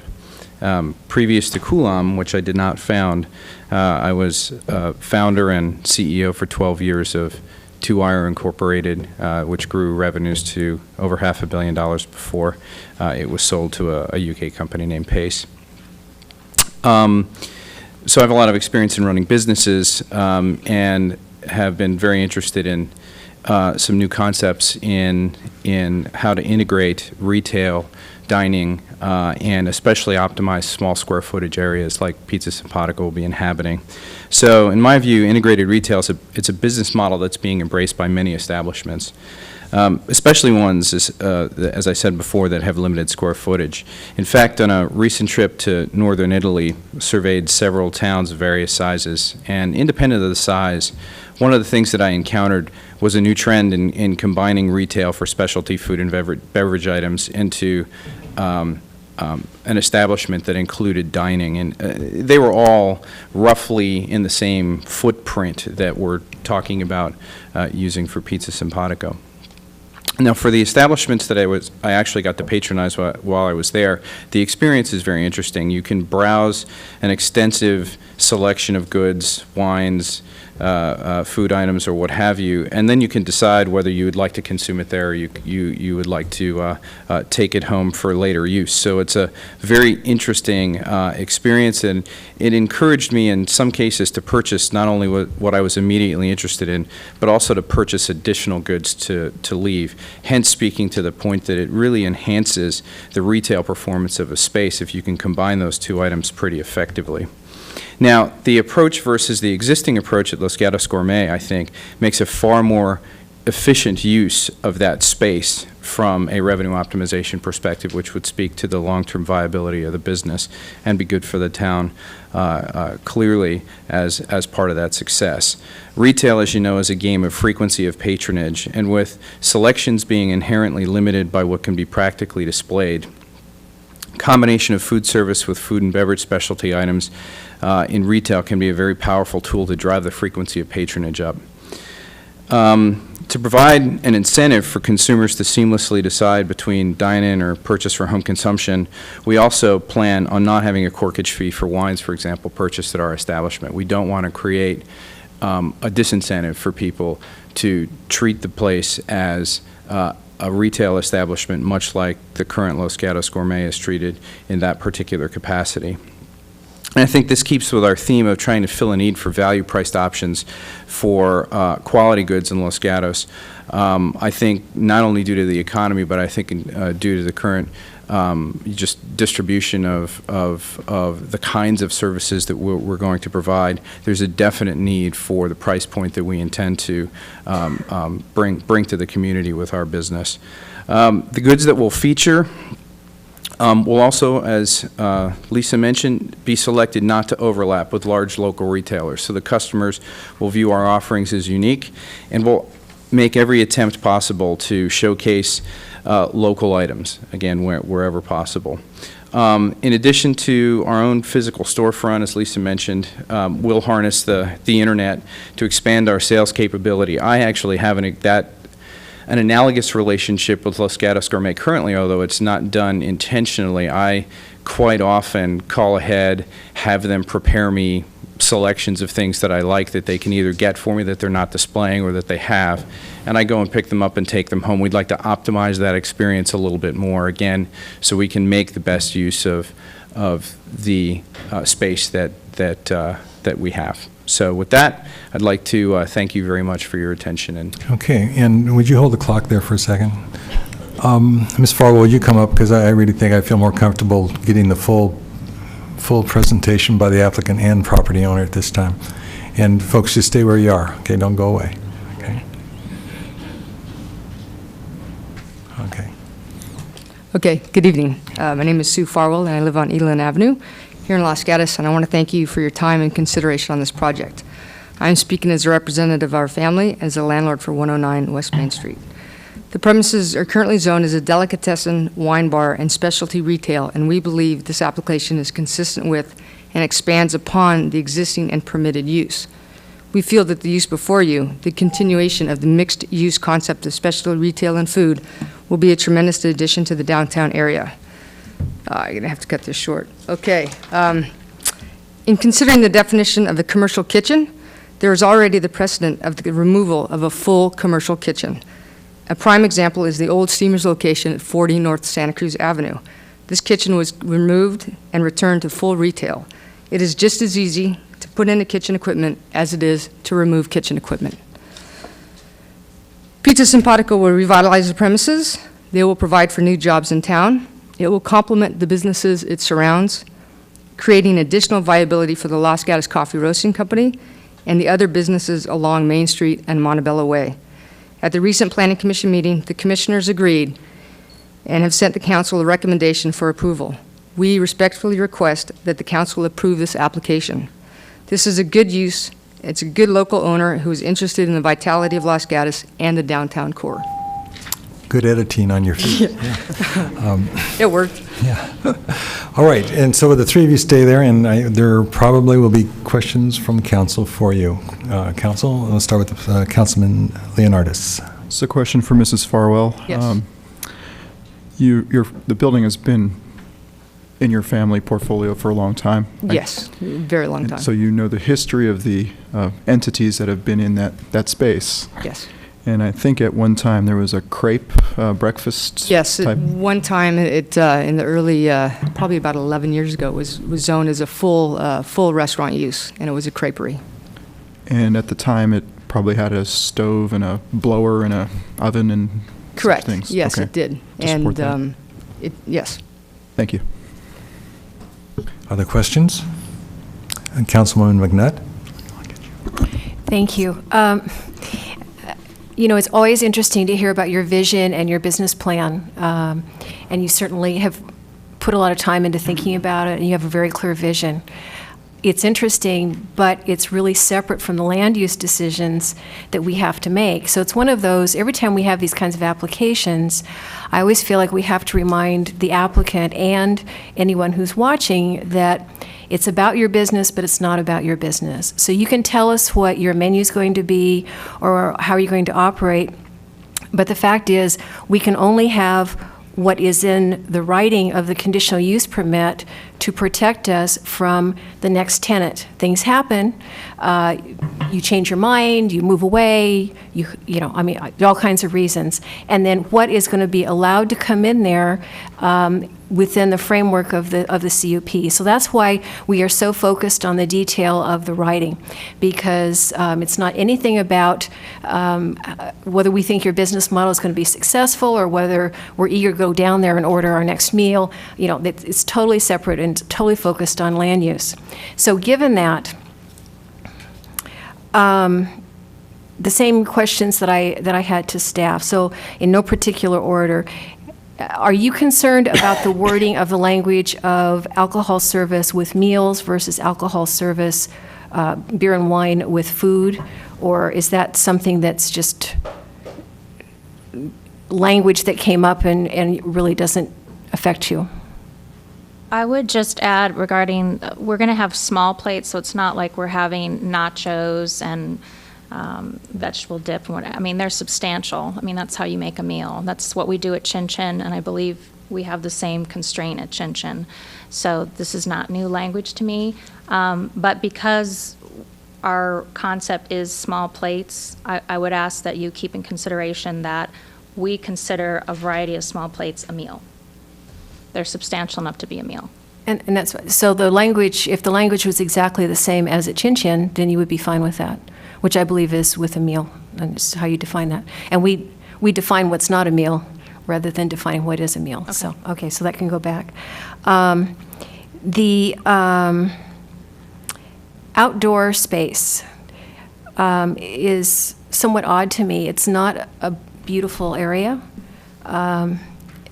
So can you tell me a little bit more about why you think that would be appealing and why all of a sudden that restaurant space should extend in that back area overlooking the trash compactor? Well, I would agree with you. It's not ready right now because we're waiting for approval before we spend additional money to beautify everything, as you can imagine. So we look at it as an opportunity because we do have a lot of customers, even our own customers at Chin Chin, asking for outdoor seating. There's a huge potential with that outdoor patio. We're only asking for about 4 to 6 seats. It's just great to have that as an option. Being a restaurant owner that doesn't even have an option for outdoor seating, this is something that I feel very strongly about. And we do have the landlord's commitment to beautify the area. We will put safeguards in place so there's not alcohol beyond a certain point.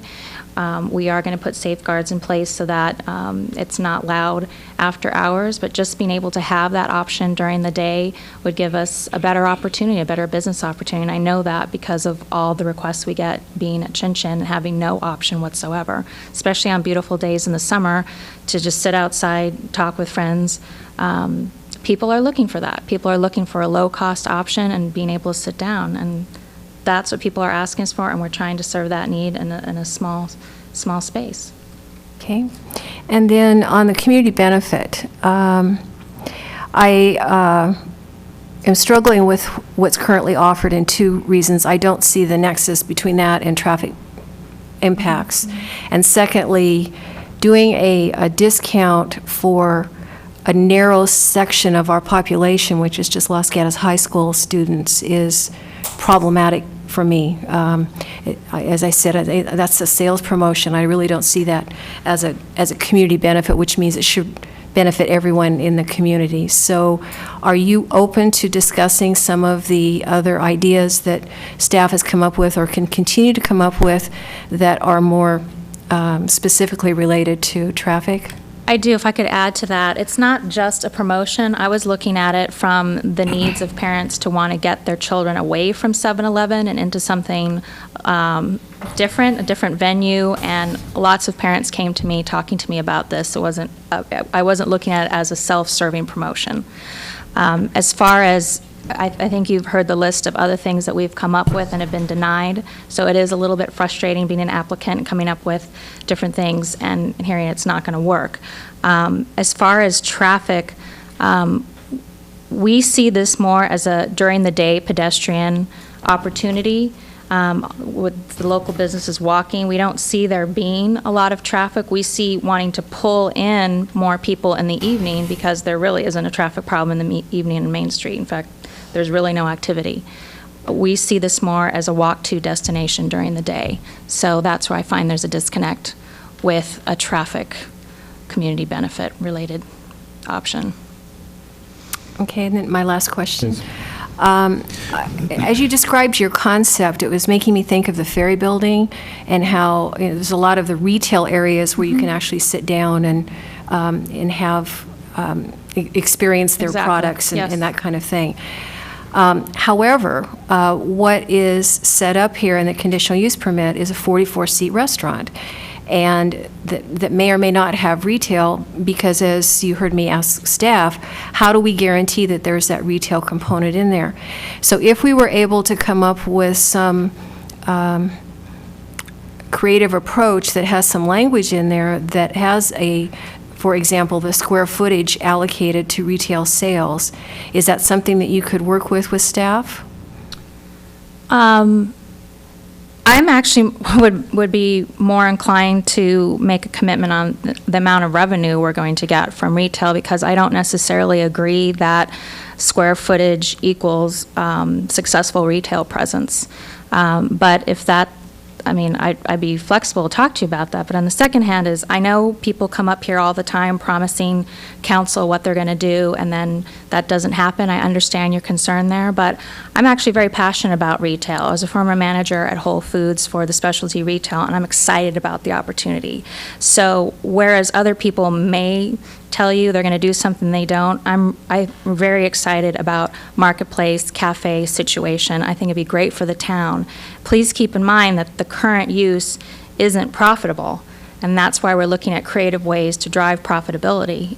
That's why we've come up with this concept. So it would hurt us in the end to do something that we didn't, we need to be able to come through with what we say and what the concept says, and we're very passionate about that.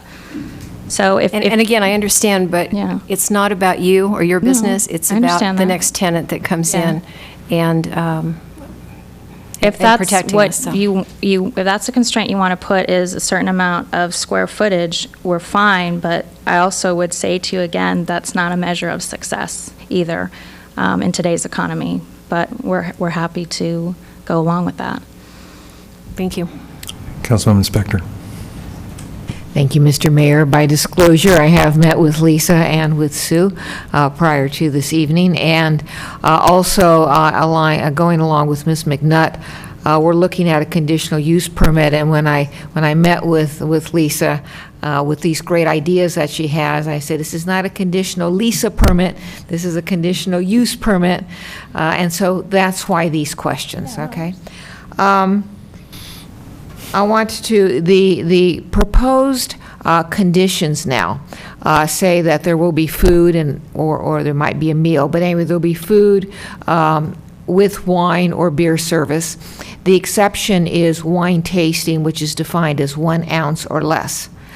And so I just want to be really clear. You also talk about having flights and glasses and carafes and bottles.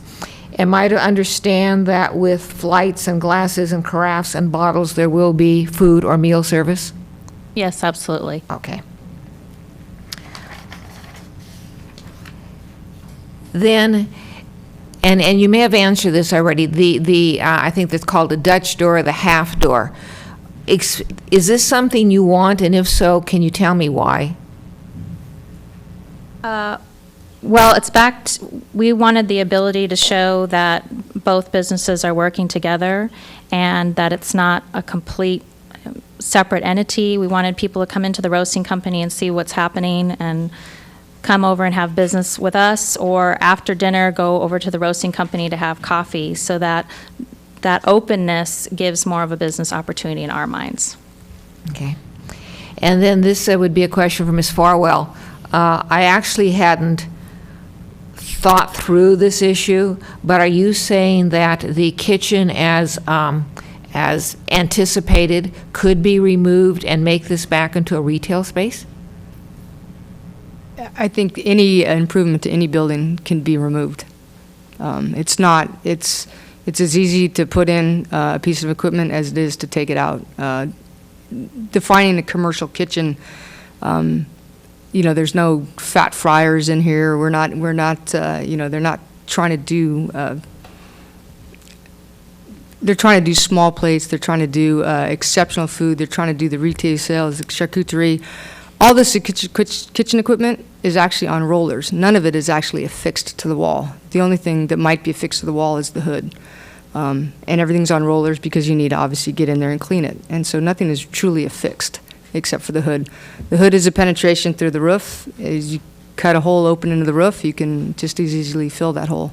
So yes, anything put into a building can be taken back out again. Just a matter of how much effort. Yeah, Wheels makes except it the moment easier. frames. Those are Okay. there to stay. All right, thank you. I have no further questions right now. All right, thank you. Any other questions? The manager would like to ask a question. Mr. Mayor, members of the council, a suggestion came up from the applicant to base any retail component on sales. That would be the first time staff would pursue that with any land use application. It would probably require quarterly reviews of financial statements and, option of audits should the town so require. I think it's an interesting approach, but it would be uncharted turf for staff, and is something we'd want some time to explore. The other notion is looking at the plans as submitted. It looks like the applicant's proposing approximately the front 25% of the floor area on a linear footage basis to be allocated to retail. That might be another alternative if the council were to approve this project. Thank you. I might add, that also meets kind of the street frontage presence. Retail is not just a tax generation issue, it's also the look and feel of downtown, and keeping the retail presence to the front of the store rather than to the back would be something I think staff would support of this applicant, as they've proposed, as well as if there were any future operators of this facility. Thank you. I want to go back to the rear deck for a second, because I did a site visit at the invitation of Ms. Farwell. And, oh, by the way, I should probably disclose, I did meet with both Ms. Farwell and Ms. Rohr at various times prior to this, and I'd ask all council if they would be interested in disclosing any contacts they've made. Madam McNutt? I had a phone conversation with Mrs. Farwell. I've had no conversations yet. All right. Mr. Leonardis? I met with Ms. Farwell and Ms. Rohr and her partner. All right, thank you. And Ms. Spector? Without an invitation, I went to see the deck. All right. All right. So you just ignored that no trespassing sign? Yeah, okay. All right, I guess the question I have is, in visiting that, and you say you'd want to beautify that space, that's going to be a reach. The sense I have is that it's a very, very difficult area, and given that garage roof and the proximity to the neighbors in the Montebello apartments immediately to the west, my question is, how significant is this to you and to your business plan if that were not included in the recommendation that the council makes? I'm flexible about it. Okay, thank you. The other question is, maybe it's not a question as much as a statement. The use now is I think a very attractive niche use for the downtown. We don't have a delicatessen that imitates that. And delicatessen is too generic a term. I mean, this is a unique presentation that's out there now.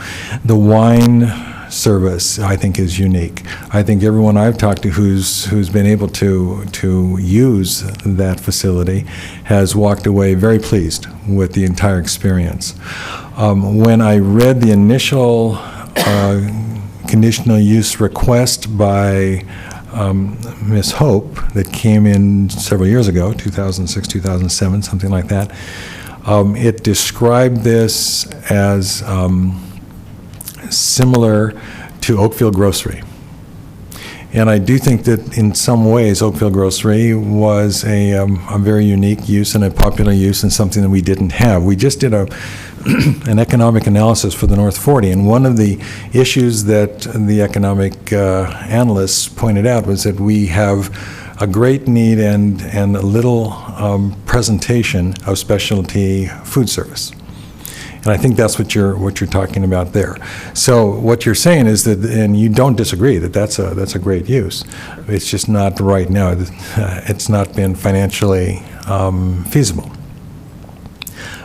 My sense is that if that were the primary focus, and that's how you looked at this site, then the question would be, how could that expand, and what kind of a marketing effort should be made in that regard so that it were a financially successful business? Because I do think that that use is something that is unique and that is not readily available to our community. Would you like to comment to that at all? So I appreciate and actually second a lot of your sentiments. The way that I actually met Lisa, oddly enough, is through exactly the experiences that you articulated, and that's what drew me to the business initially, and it also is what's drawing me to the concept of trying to integrate this in something that actually has a business model that works. So a couple of just points. The business that's there now, a big component of it is actually food service food that's prepared there that people come in and order and actually take into the adjacent space that is in the roasting company, and they kind of overlap the use of the space and they dine in that area. Now, because the way the space is currently organized, they don't have the capacity for seating, hence they don't optimize the capability that they have of people actually enjoying what they see in the counter and potentially having something there, because they just have to use the overflow space out of the roasting company. So hence what we're trying to propose to do is to take that experience, try to keep the same specialty item theme that they have. And I agree, the loss of Oakville Grocer was personally I was a customer there. It's certainly something that I thought the town needed. And what we'd like to do is to keep those same elements that you see there, as we are loosely defining it, the deli capacity of the place, the wine retail capacity of the place, the ability to kind of decide whether you want to eat in or take out, and a lot of the specialty items that are currently on the shelves if you go into the Los Gatos gourmet space that actually they don't move a lot of. We'd like to feature them a lot more. We'd like to feature them in the cooking that will be serving to our guests in the restaurant, and hopefully take the volume up of those things, because I just think right now it shows in the numbers. It's a great concept, guys like you and I enjoy it, but there's not enough of us that know about it or can enjoy it because of the way it's configured to be able to really make it something that can sustain. Okay, thank you. Thanks. I appreciate that answer. Any other questions from council? Then why don't you take your seat? Now you'll get enough opportunity to come back a little later on for another 5 minutes, but we're going to run through the individuals whose cards have been presented. The first speaker will be Terry Hope.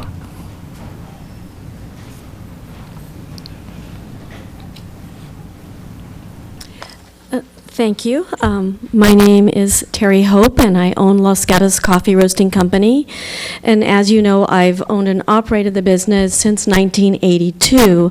I've leased the 3 contiguous spaces, including the 109 West Main Street, since the earthquake of 1989. I've used that 109 space as my retail outlet for coffee products and also for my business office. During that time that I've occupied the 109 space, space. I've also provided food service, including the crepe station we already talked about. And more recently, I subleased to Los Gatos Gourmet to operate the wine bar and delicatessen. Seating for the in-house dining clientele has been provided in my 101 and 91 West Main Street, where I operate my espresso bar and cafe. And the kitchen facilities actually are in 101 West Main Street, behind the espresso bar, as well as restrooms. For the past 5 years, I've endeavored to nurture the gourmet grocery store concept in the hopes that it would take over the lease and become a complementary business neighbor. The plan would allow me to consolidate into 2 spaces to keep pace with the ever-increasing overheads. Unfortunately, Los Gatos Gourmet was unable to make that transition. It's not really for economic reasons, I might add. Thus, the property owners have found another tenant. The Pizza Simpatico business, led by Lisa Rohr, a highly successful local business entrepreneur, promises to maintain the retail marketplace product line and to expand on the range of products offered, as well as including quality dining and seating inside and outside her space, rather than relying on my seating allocation. While there is currently not a CUP category for this hybrid business model, the council might study the idea and consider developing one as an alternative to pure retail or pure restaurant uses. There are many successful examples in other communities, and was mentioned earlier tonight, the popular San Francisco Ferry Building Marketplace, where retail and restaurant coexist and flourish in a common space. I'd also like to take this opportunity to encourage the council to pursue more parking opportunities in the downtown core area to meet the increasing demand and popularity of the neighborhood for both residential and commercial benefits. Thank you. Thank you, Ms. Hope. Kevin Sheehy.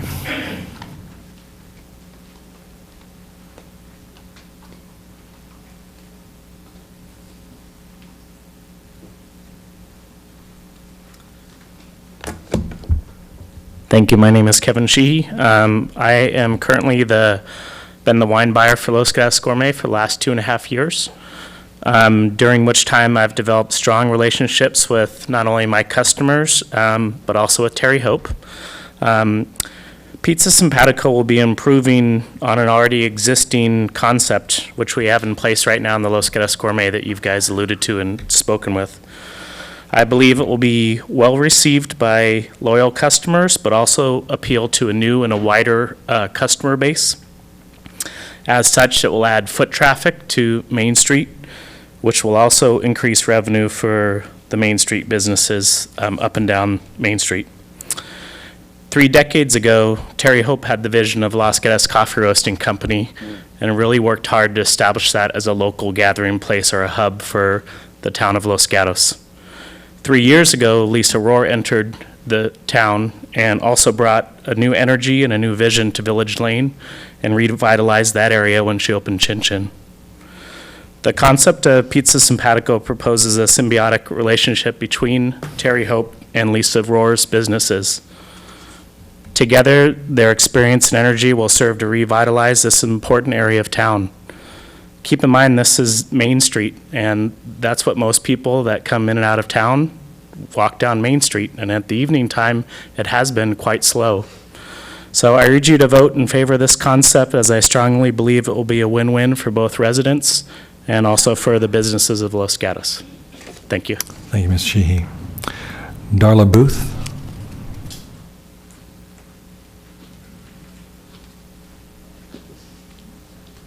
Hello, my name is Darla Booth. I live in town. I'm a chiropractor in town, and my kids go to school down here at Van Meter.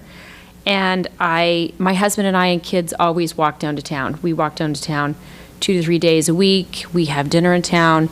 I go to the roasting company every day. I have lunch after my work. I come into the Los Gatos Gourmet and get a sandwich. And every day I look for more value-priced options to bring my kids to, easy things to come in and out, to be able to stay on foot, not have to drive. I walk my dogs into town. I'm in town all the time. So it'd be really, really nice to have a high-quality, low-priced option with the quality that we know that Lisa Orr can bring, because she has already shown what she can bring to town. And just expand upon its current use, because it's sad that delicatessen's not really going that well, because that's a place that I depend on at least 3 to 4 days for my lunch. So it'd be nice to have another option, and I'd be happy to say that the people of at Van Meter and the school, the people that walk to town, we all would love to have another option of this with the kids, the young kids, and that's something that's easy, but not just Willow Street or Main Street Burger. So we get a little tired of that. So give us something new and exciting. Thanks. Thank you. We have a dual group here. Lynn Bryant and Andrew Bryant.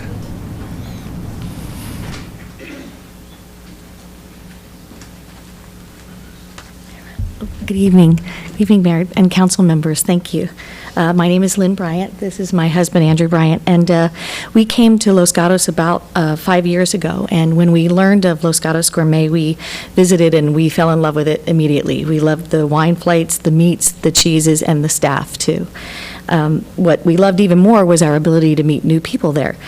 We met our very first friends in town there. And this place has a way of bringing people together, in my opinion.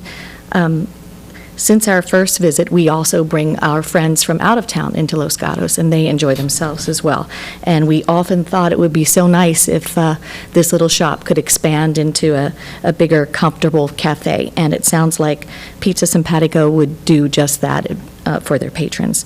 And the best part is that we're not going to lose the marketplace, so to speak. We'll have the meats, the cheeses, and all our staples that we purchase and bring home all the time. So we hope the town will allow Pizza Simpatico to become a reality. We feel that it would be a wonderful addition to the town, and it would continue to be the special place where friends come together and new friends meet. Honey, anything? Nope, nothing to add. Okay, thanks. Thank you. Well done, Andrew.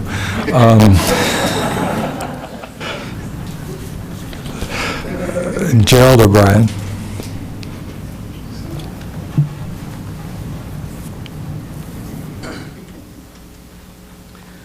Greetings, good evening.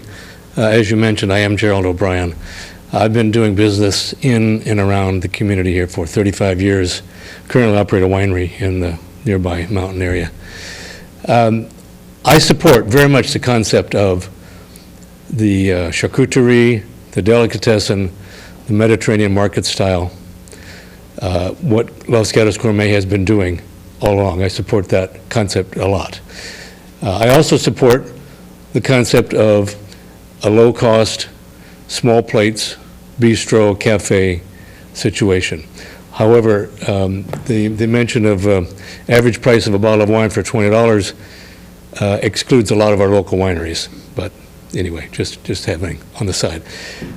What I am concerned about is the possibility of this business abandoning the market concept and the restaurant concept taking over more of the space than would be appropriate for the zoning and for the community. That's my primary concern. I just want to espouse that and to urge you to place some restrictions on this conditional use permit whereby the market aspect of it, the charcuterie aspect of it, maintains a large presence in the joint operation. Thank you. Thank you, Mr. O'Brien. Colin McNabb.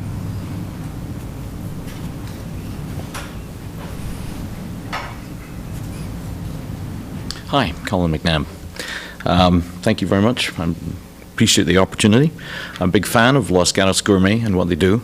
Originally from Europe, and when I came to Los Gatos, I thought it was a magnificent town. I love living here. Here for 21 years.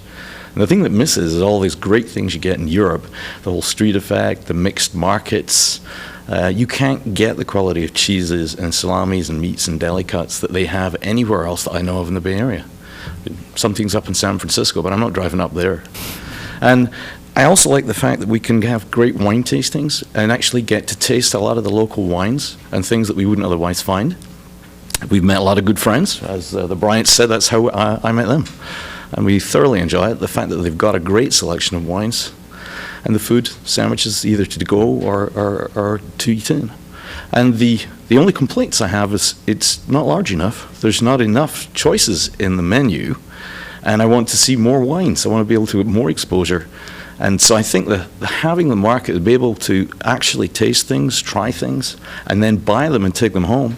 And once or twice we've actually come across such great value from local wineries that we've ended up seeing Kevin, the wine buyer, and buying quite large quantities for parties and things like that we have at home, because it's just a very, very good source of try it and buy it. And as to the adding of an additional outside area, this is fantastic. As a very happy dog owner, one who doesn't bite anybody, I should point out. Severe licking is the worst you can get. But having another option where we can sit outside with our pooches makes myself and my wife very happy. And there's a very limited number of those places that we have today, unfortunately. I'd love to see more. I'd actually love to see you have dogs in restaurants like they do in the rest of the world, but except we're not going to get that one. So I think one of the challenges, and you brought it up very nicely, one of the blackest days in history was when Oakville Grocery closed. I love that place. And I think having people who know how to run a business come in and say, from a business person's point of view, this is the mixed case that we can do to make a real viable business. And that's what I'm very excited about. Because otherwise, I get the same sinking feeling as I was watching the Gourmet going, this is not going to make it. And I wanted to make it because it's such a wonderful environment. So I just wanted to make those points. Thank you very much indeed. Thank you very much, Mr. McNabb. Scott Anderson.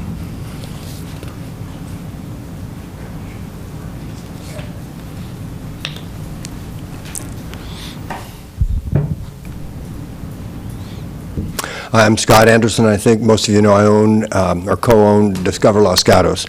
So my perspective, I was going to make 2 points tonight. My perspective is very much from a what makes this place interesting, and it kind of serves the community good from a social aspect, not the traffic stuff and all that. When we came here 4 years ago, well, since we've come here 4 years ago, I'd say Los Gatos has kind of embraced its gateway to the wine country moniker, which it kind of vies for with Saratoga, but I think it's hands down probably the gateway to the wine country.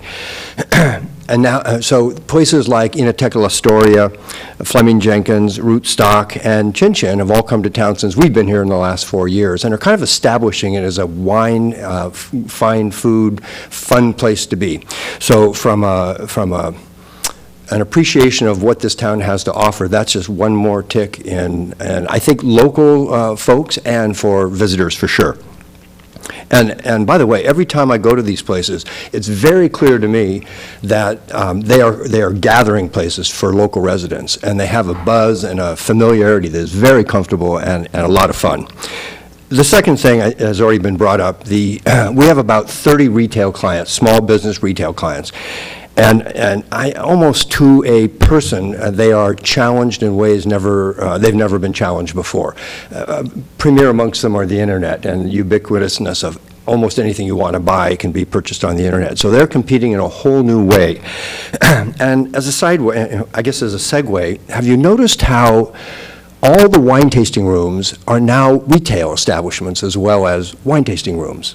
So I think it's kind of shrewd and a very innovative way of marketing, because when people are tasting wine and in that kind of place, I think it enhances their receptiveness to buying things they want, and more of them perhaps than they would otherwise. So it seems like a really solid concept all the way through to me, from a community benefit, from a social point of view, and with successful operators who know how to make a business run. Seems like a great way to use that space. Thank you. Joan Lemieux.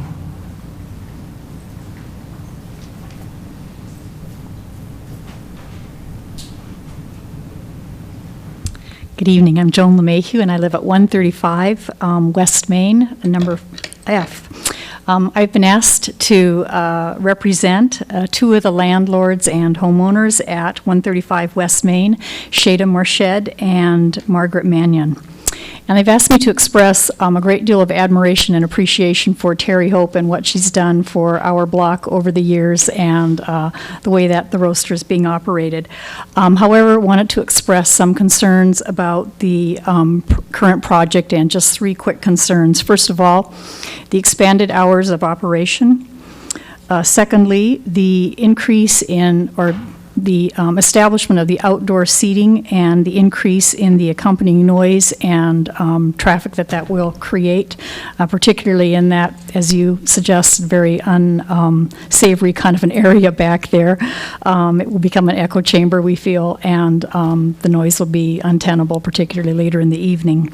And thirdly, the uncertainty of this establishment morphing into more of a bar than what it is currently described by the people who are being proponents. I think we feel that the conditional use permit needs to address that. Thank you. Thank you, Ms. LeMayo. There's a question from Councilwoman Spector. Thank you, Mr. Mayor. I'm sorry. Earlier this evening, the applicant suggested that the outdoor portion would be closed down at 8 p.m. Would that address your concerns? Well, that definitely makes a difference. We were seeing 10:30 or 11 in the original paperwork, yes. Well, let me rephrase the question. Would it be staying open till 8 p.m. be okay with you, or would you rather not have it at all, or something else? I have to ask that question to the two people that also asked me to be here, but personally, as a resident there, 8 p.m. would be just fine. Okay.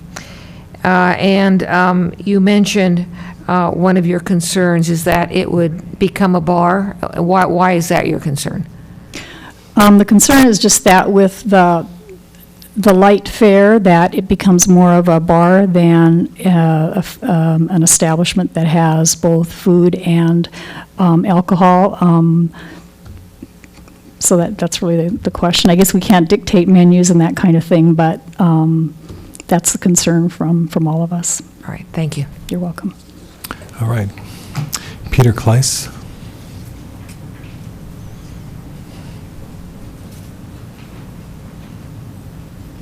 Hello, my name is Peter Kleiss. I live on Edlin Avenue, and I'm one of those that ends up at this building every day getting a cup of coffee. I'd like to point out first that this applicant is, that family's been in this town for over 100 years, and they own a number of other buildings, and 95% of those tenants are local tenants. And in today's day and age, trying to find local entrepreneurs that can afford to open new businesses that have as much passion as these applicants is admirable. You know, as a building owner myself, you know, having a city that's controlling that kind of a use and dictating what could go into what's really just a very, very small space, 1,300 square feet, the amount of value that's suppressed by not having the ability to open up and use that space the way the market is dictating is tough on a landlord. And in the case of many owners in downtown, I mean, we're talking about millions of dollars in suppressed value. In regards to parking, this family also was the family that donated what's I think at least one of the largest parking lots in town behind the La Cañada building. In regards to the comment about delis in town, just along Main Street, we have Boulangerie, Posh Bagel, Purple Onion, and Cafe de Flore all serve deli lunch sandwiches. Well, Los Gatos Gourmet was obviously probably at the top of that food chain. It's also not a profitable business, and there's only so long a business owner can support the business if it's not there. I feel strongly that this is a creative use of blending the retail and enhancing what is really an existing use. And it's a great synergy with other tenants right along this part of the Main Street. And especially since that the peak hours of this use will most likely be lunch through evening, whereas the peak hours, certainly at Posh Bagel and even Los Gatos Roasting Company, tend to be in earlier in the morning. And so in creating a landlord synergy, that's sometimes very difficult to achieve, but in some cases, a landlord would even get a parking use, dang. No, you have a couple more seconds. Okay. It's tough for a landlord to find a tenant that really wants to be there, that can actually fit, that doesn't piss off the neighbor. This is a horrible retail space, as if it was a pure retail, because of all the other uses along that street. For a pure retail, like a baby shop or something else, North Santa Cruz is a much better spot. This has to be a mixed type use to actually work within what the rest of the block is trying to do. All right, that's it. Okay, I think the words weren't intended to be darn and upset. Okay, Thomas Santoro.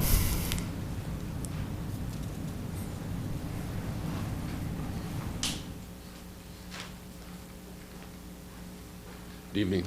My name is Tom Santoro, and I'm here in regards to my wife, who has owned 135 West Main. You can pull it down, Mr. Santoro. Down a little better? Yeah. Okay, sorry.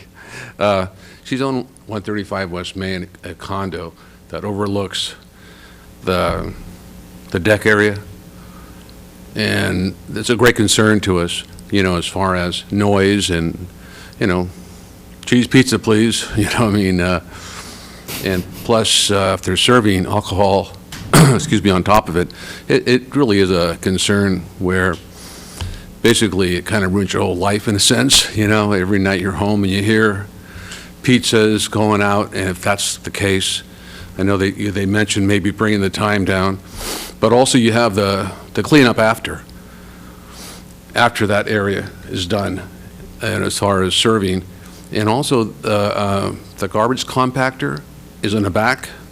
So I'm assuming at night they're going to go out there and you'll be hearing that compactor going because it's filled up all the time. I made some notes here. Parking, everything's been kind of covered already. Everybody's done a great job. The noise, odor, that's one thing that hasn't been brought up yet. For the people that are still there later on at night, dealing with that. I don't know. One other thing that really concerns us is reduce the value. If you were planning on selling your unit and the people are looking at it and happen to see a pizza truck out in front or something, or people out there or after a softball game and, and everybody's showing up to have a few beers and pizza, it's not a very good selling point for the people next door, which is us. Not too much more. I got time. I got a whole minute here. You're not obligated to. I want to use it all. Okay. It's like a parking meter. Yeah. No, but that's about it. I think you have pretty much heard everything from everybody, and I want to commend you for doing a great job as far as talking about it and discussing it, the use of it, and everything else. Okay. Thank you, Mr. Santoro. And the last card I have is Jennifer Kroll. And that's fair warning. Anyone else who wants to speak to this issue, if you'd like to bring a card up, this is your chance. Hello. I'm Jennifer Kroll, and I've had retail stores in this town and in many other towns in different states for over 15 years. And I just want to say that great restaurants bring great customers. And when you have a town that is so lucky to have a great restaurateur as they are, we should really promote their business and help them succeed, because it's only going to bring more customers and people to our town. Quality. So that's it. Thank you. All right. I would ask that the applicants come back to the microphone.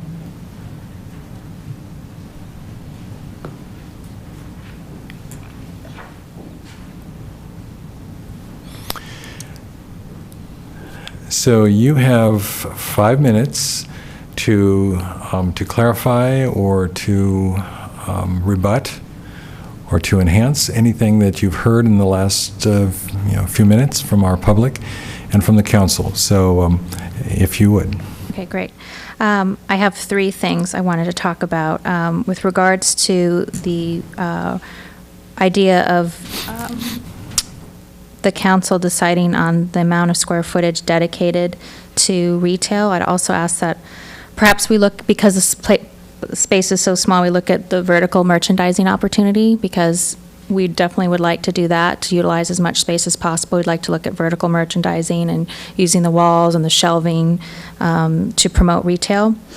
And I also wanted to make clear to the council and the audience here tonight that I did send out a letter to 178 residents and businesses combined to reach out and really talk to anyone that might have any concerns, to clarify or make myself available, and no one came forward. So I was trying to be proactive and sit down and perhaps have coffee and talk to any of these people to clarify, because it seems like there's a lot of misunderstanding. The first I would like to say is the garbage compactor. That would not belong to us. That's 100% their building and Les Boulanger. So that has nothing to do with this project. There will be no pizza truck. We are not a bar. We're small plates with a pizza option. If you look at my history with Chin Chin, we don't attract the type of customer that stays up late and gets drunk and makes a lot of noise. So that's all I can say as far as look at my history with Chin Chin, because that's what I'm bringing over here, is a sophisticated, low-cost option that's really going to complement the neighborhood, not bring down the value at all.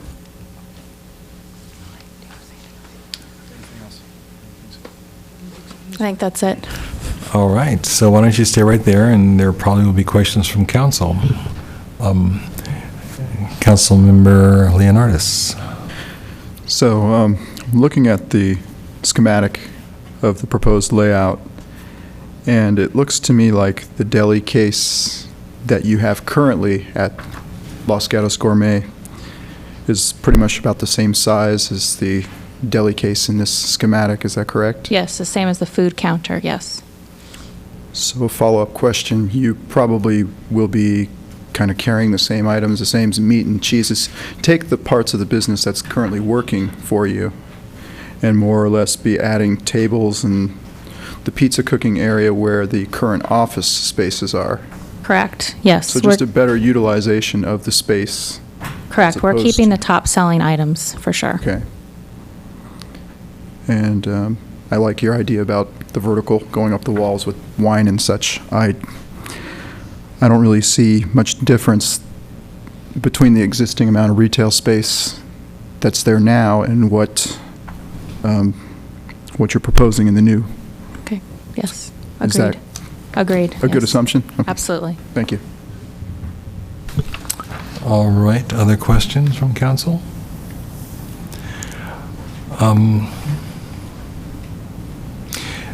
In looking at this is Exhibit 13, the proposed renovation of the site.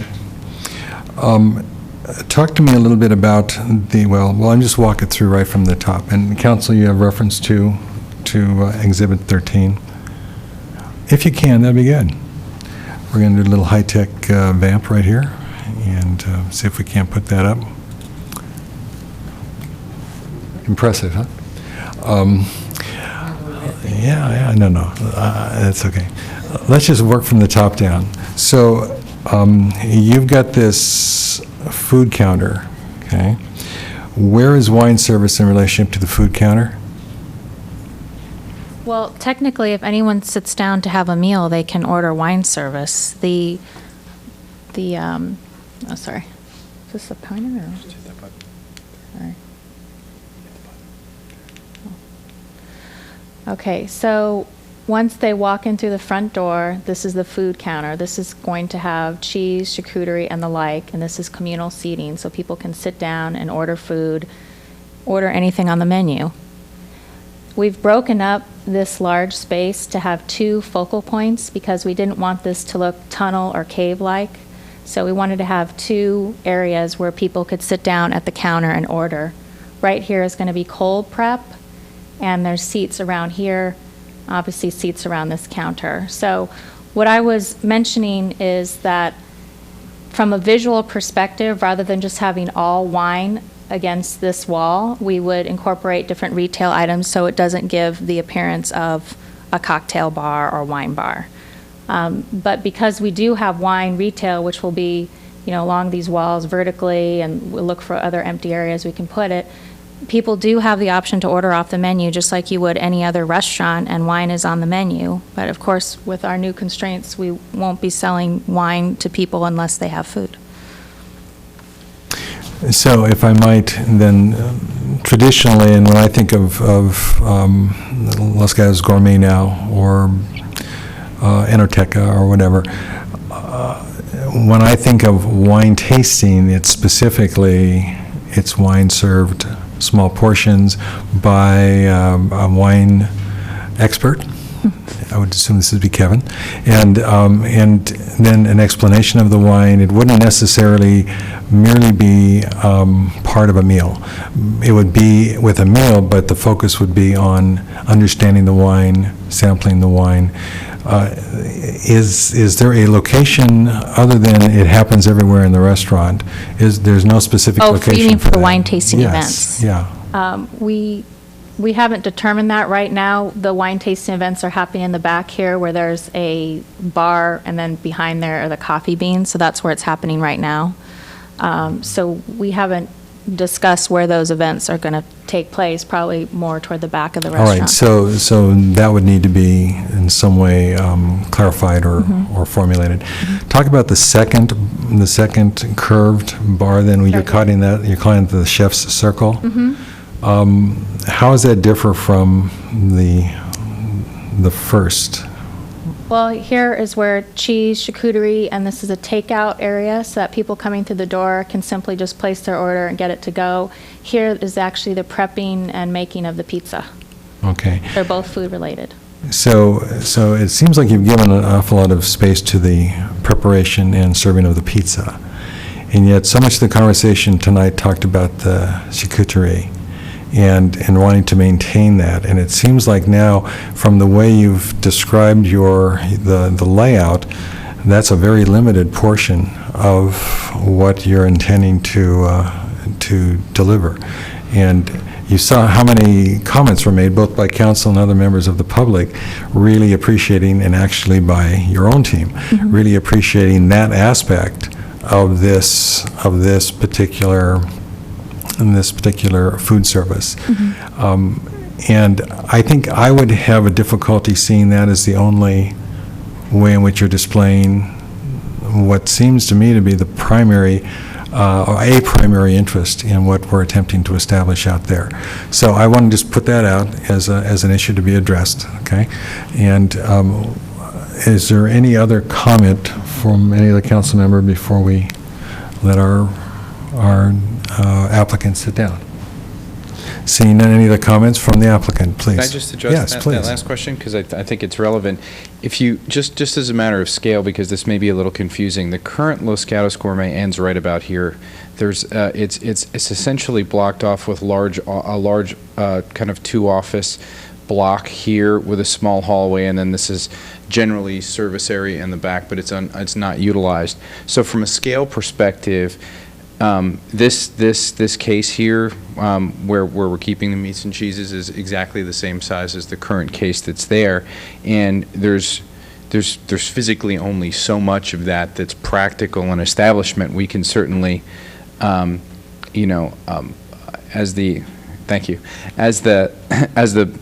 as the market demands and as our capabilities kind of adjust here, as we see what works and what doesn't, we will certainly adjust the proportions of how we display retail items to adjust for that. This area here, this is the actual pizza oven. They're about that size because of what they do, and we thought this kind of counter area here would be a nice touch because, again, in that marketplace feel, this is a high activity area. There's a certain entertainment value. There's a certain kind of fun element to being part of a high activity area. And just, we thought it would just promote the atmosphere of the environment. And again, because the current Los Gatos Gourmet literally ends here, from a proportion perspective, it's not really, it's really more of an addition to what's currently being used. Okay, and since you have kind of taken us down into that area, You have a 6-burner stove. Yeah, that's right there. And in terms of small plates and so forth, what's the significance of a 6-burner stove for the type of business that you are intending? Lisa's the better person to comment on All that. right, Let me thank hand you. that to her. Well, we'd like to offer a more substantial food. The reason that so many people are talking about cheese and charcuterie is that's really the only option currently, cheese, charcuterie, and sandwiches. So we'd like to introduce some more food options to complement the wine experience. And so in order to do that, we wanted the option to create other hot items beyond pizza. And so that's why we have the 6-burner stove to do sauces and such. Perhaps we want to do like a pasta or two, but we want to do we want to have variety in the small plates. We don't just want it to be the type of food that you get at a wine bar where it's just either just crostinis or cold food. We want to be able to have that option. Well, Mr. O'Brien made the comment that he really appreciates what you're attempting to do, and he is one of our local wine purveyors. And his comment was his concern is that the restaurant would take over from the marketplace concept. And I think the marketplace concept is what we're looking at, and the wine tasting and the opportunity to have the experience of what we've got there right now with the wine tasting, as well as the delicatessen, kind of the European delicatessen approach. That is what's valuable to this space, and I think the intent would be that not be lost by the fact that there is an awful lot of restaurant appearing here, and that as you start talking about we'd like to offer other food types, not having had a menu other than pizza, it makes me somewhat uneasy to think that this could be a restaurant. This is really being prepared for a restaurant. The space is being reserved for a restaurant. That if the business that you're proposing, Lisa, doesn't work, that then there would be a restaurant that could move into this space, and for us, a restaurant without restriction, unless it were clearly delineated in the language of our conditional uses. So that would be the issue, and I do appreciate the fact that your intentions are such, and you want to have maximum flexibility, I believe, to be able to deliver a product that is marketable and appropriate. But our concern would be that we would lose what is currently the high point in value of this particular niche, and it then eventually evolved to merely another restaurant. And we have said that we did not want retail space to move away for the sake of a restaurant. So, may I comment on that? Please. Yes. So first of all, I don't think Kevin will let us make the allow us to have the wine tasting go away. We're actually talking about the best place to locate the tastings. The tastings currently at Los Gatos Gourmet, the kind of more formal, organized ones don't exist every evening. They exist on evenings where, sort of the traffic would really optimize for that. We're talking about either doing it in generally this area or generally this area in the back. We can move stuff around in this restaurant and repurpose space on a kind of time-sharing basis. What we're trying to think through is from a management of traffic through the place, what is the best location in the space? But we will conduct the tastings on a regular basis. I don't know how that can be written into a town guarantee, but it's so integral into what works for the retail portion of Los Gatos Gourmet, even though overall it doesn't meet the business requirements to support the business. It's so integral, we're not going to lose what works. Another thing to point out is this area right up here is, again, it's another retail shelving and display area right when someone comes in. So again, if you think of Los Gatos Gourmet as sort of ending right in this general vicinity, deli counter, wine retail, display in this area in general is kept in largely the general spirit of what's working there. We don't want to lose that feel at all, because we agree that from a feel perspective it works. We're just trying to enhance it with these other things. And again, if we do the tastings back here, these tables are really easily repurposed. All right, Thanks. thank you. Okay, any other comments at this point?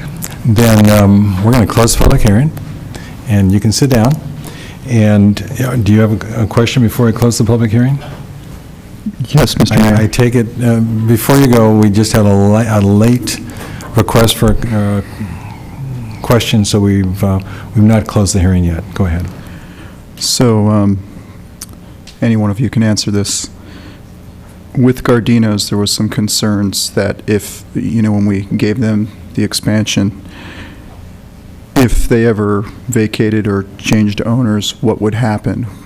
And we came up with an operating agreement, I believe, that allowed, if that occurred, that their space would convert back into retail. So I just wanted to pose the question to you.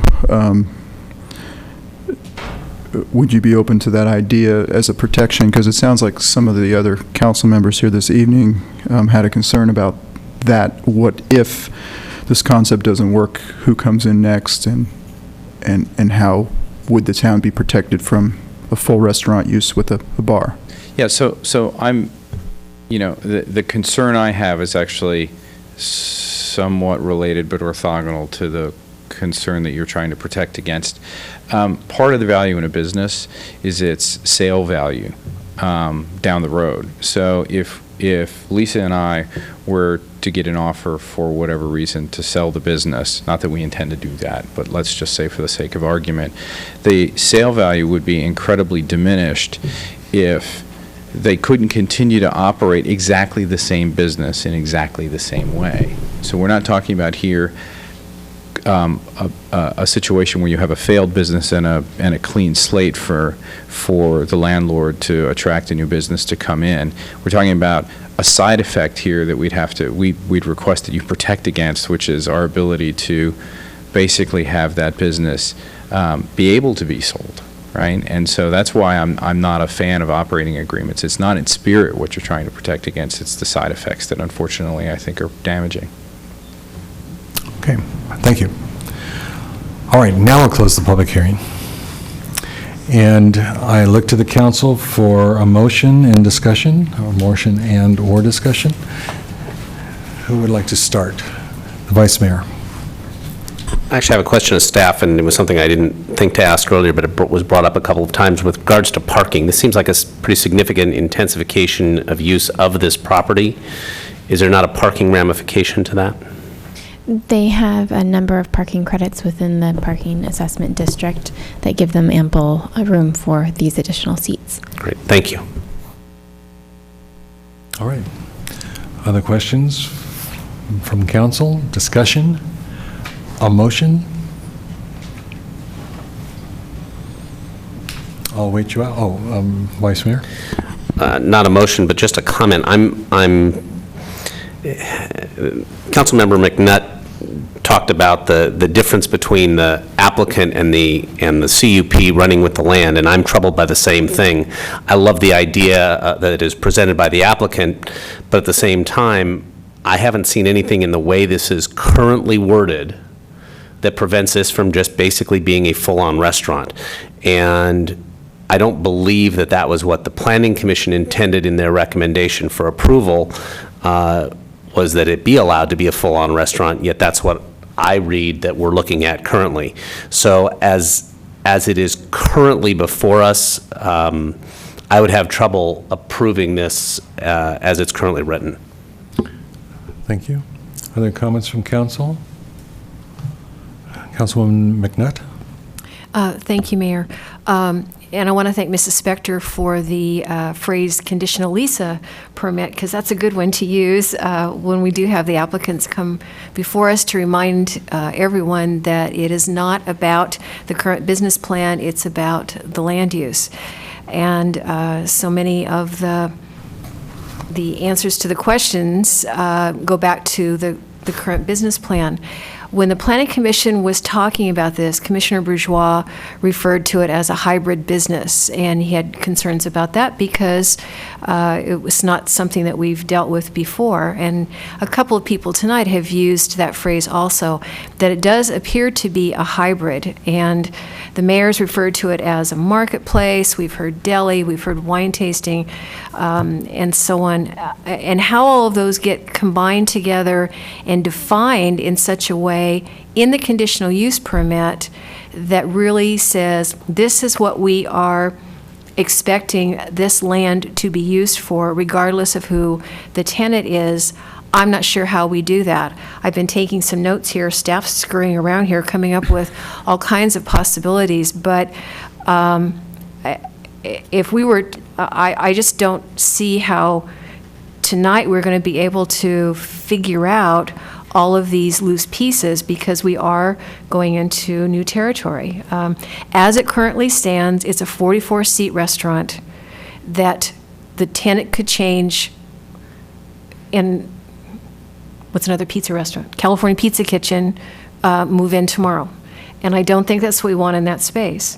The hybrid idea, the ferry building, marketplace, wine tasting, deli/restaurant cafe is possibly interesting for that space, because as one of the speakers mentioned, when you think of that block there, what would be a compatible use? And I think that is the only compatible use that would fit in there, and certainly not we don't want to do restaurant because we don't want to give up retail space for restaurants. So I'm not in a position to make a motion because I just feel like there's a lot of language and structure that needs to be worked out before I could consider going in that direction. All right, other comments? Councilwoman Spector? Thank you, Mr. Mayor. Well, since we don't have to make motions and we can only talk about, or we have been talking about issues, I'll go ahead and talk about issues. And these are the issues of concern to me. One, it's probably the easiest one, meal service as opposed to food service. The second one, the identifying of community benefit. It's not clear to me from the testimony, from statements of council or statements of staff where we're going with that, but community benefit remains an outstanding issue for me. Outdoor seating, when the applicant agreed or suggested 8 o'clock, I thought, that's okay. But then when the property owner who has his home right up above that outdoor seating talked about the impact on his and his wife's home, that did strike a responsive chord with me, coupled with the fact that in response to, I think, the mayor's question about how significant that outdoor seating was, basically, is that a deal killer? The answer was no. And then there's the retail. I think it is clear that everybody, I believe everybody wants to retain retail. So then the issue is, how do you do it? Do you say 25% has to be retail, 1/3 has to be retail? Do you say when the use, if this owner sells, then you have to remove the kitchen equipment? I don't know the answer to that yet for myself. I'm looking to see what the other people up on this dais have to say. But the only thing I'm sure about is I do want the retail to remain in some fashion and to some fairly significant percentage. All right, other questions? Councilmember Leonardis?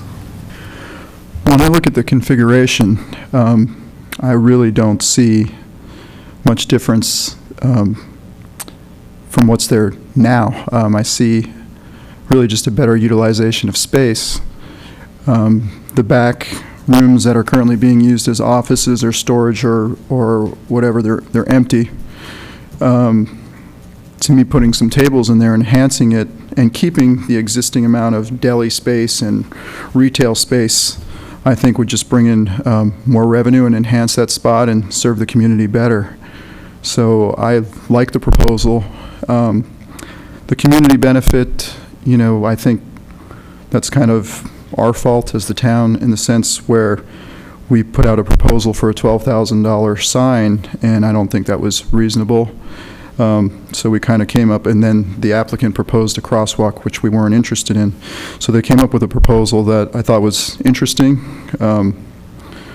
I think, it's really hard. We're having, again, a meeting on that next Monday evening, and I hope we can narrow down some of the ideas behind community benefit during that meeting.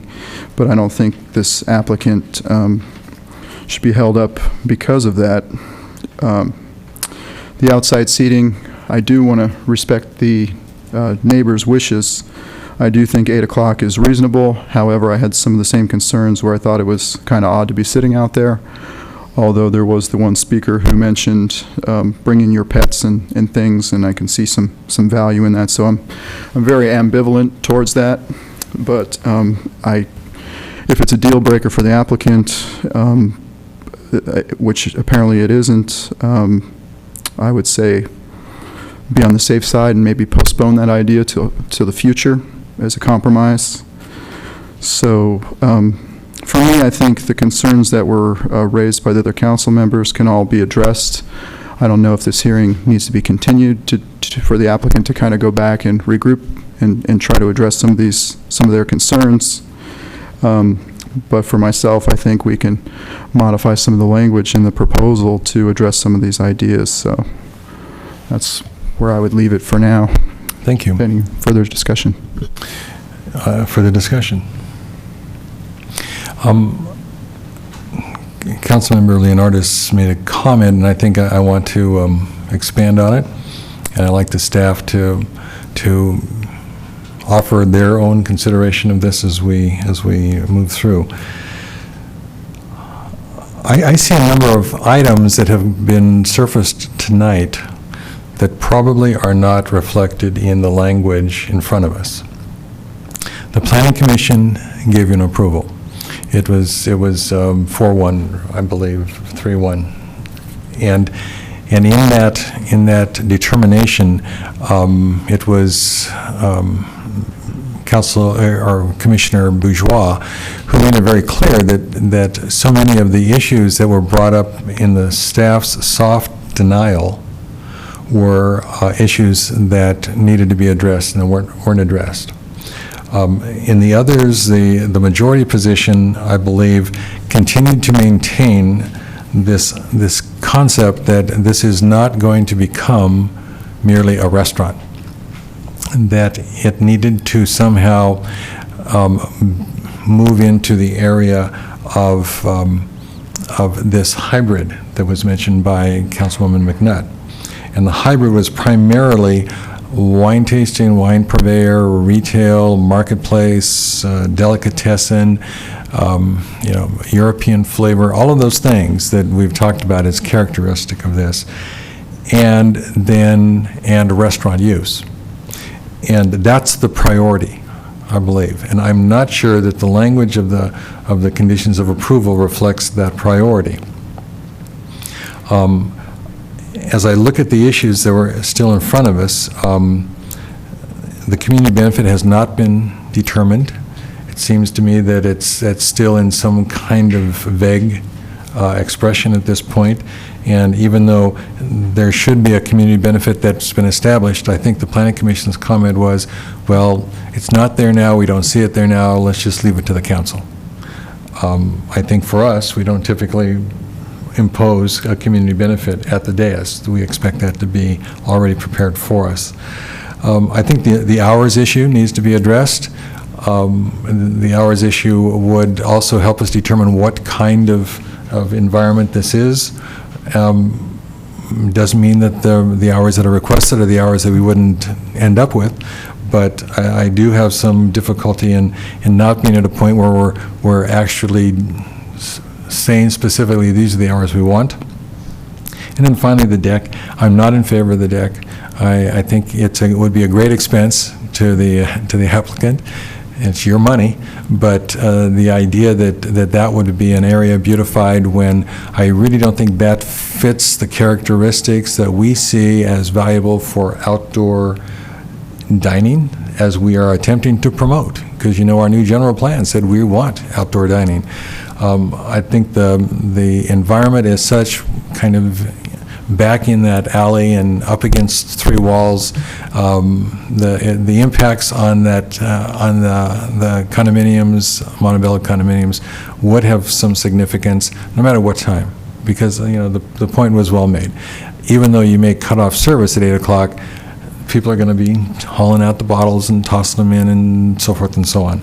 So I'm going to kind of move to ask for a continuance, and that, I don't think we need to go back to the Planning Commission. I think we can go to staff and say, at this point in time, would the staff take the recommendations made and work with the applicant to reframe how this is positioned? Anything we've said tonight doesn't contradict what the Planning Commission recommended, so I don't think it's necessary for us to return to the Planning Commission. I do feel, however, that it's appropriate that the staff work with the applicant to come to a conclusion that might accommodate what it is that we're talking about. Now, before I ask the manager to respond, any objections to that? Yes, Councilwoman Spector. Sorta. I was actually prepared to make a motion, but I don't disagree that sending it back to staff is a bad idea. I'm prepared to make a motion defining what I saw as the issues so that staff and the applicant have a framework in which to go forward. Well, I didn't make that as a motion. I said I was inclined to, and I was looking at the manager, and I'm more than willing to cede the table to you for a motion. Okay, I'm going to move to continue this to allow staff and the applicant the opportunity to address the following issues. One, which I believe is in item 7 of the conditions, deal with meal service as opposed to food service. Secondly, which is in item 16 of the condition, to define community benefit. Third, which is in item 22 of the conditional use permit, which I'm going to say to not only consider the outdoor seating, but to remove the outdoor seating. The next item, which relates to number 4 of the conditional use permit, and that is to quantify to somehow quantify the retail. I was thinking possibly in terms of percentage, but I will defer to the applicant, the property owner, and staff to come up with some kind of conceptualization. I noted that staff had said 25%. When I was looking at the applicant's lines comparing the current use and the proposed use, it sort of looked like a third. So again, I will defer, and I believe those are the issues. No, and the other one that can actually, I would suggest, be considered, I don't know if it'll fly with this council or with the applicant, but to also consider how we could possibly in the future maintain this retail use, given the mobility of the restaurant equipment. That's it. Okay, is there a seconder for the motion? I'll second that. Okay, it's been moved and seconded. I have a question for the maker of the motion. You referred to item 4, which currently talks to high turnover sit-down restaurant, bar, and retail use. Is that the item that you were using to differentiate retail versus restaurant space? Yes, because as I understand that condition as it currently is worded, I could go in and have any one or any undefined percentage of those. So I could go in and have nothing but a wine bar. So yes, that is the condition. All right, and I would like for the maker of the motion to consider, as we look at that language, particularly that condition number 4, and also in the language of the use permit itself, some variation on restaurant as the primary focus, okay? And I don't know how that would be framed, but we've talked about a hybrid when we've dealt with the wine bar. We know that we have to put some more framework around wine bar as we're looking at our alcohol policy. But we've been able to see wine bar as different than standalone bar and different than restaurant.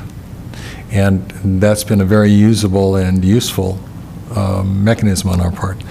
I think that Councilwoman Spector's evaluation number 4, the condition number 4, is appropriate and has and needs to be expanded. And I would like to see what can be worked out in agreement with the applicant. You wanted to make a comment? Just on scheduling, we'll work out the bringing this item back to council with the mayor as his authority under your rules of procedure. The earliest it could come back in terms of the existing schedule would be September 19th, but that would mean we'd have to have a conclusion to our discussions with the applicant within the next 2 weeks, which may not be possible. So it'll be September 19th or October when you'd see this come back. Okay, so the subject to preference, mayor. the preference would be September 19th?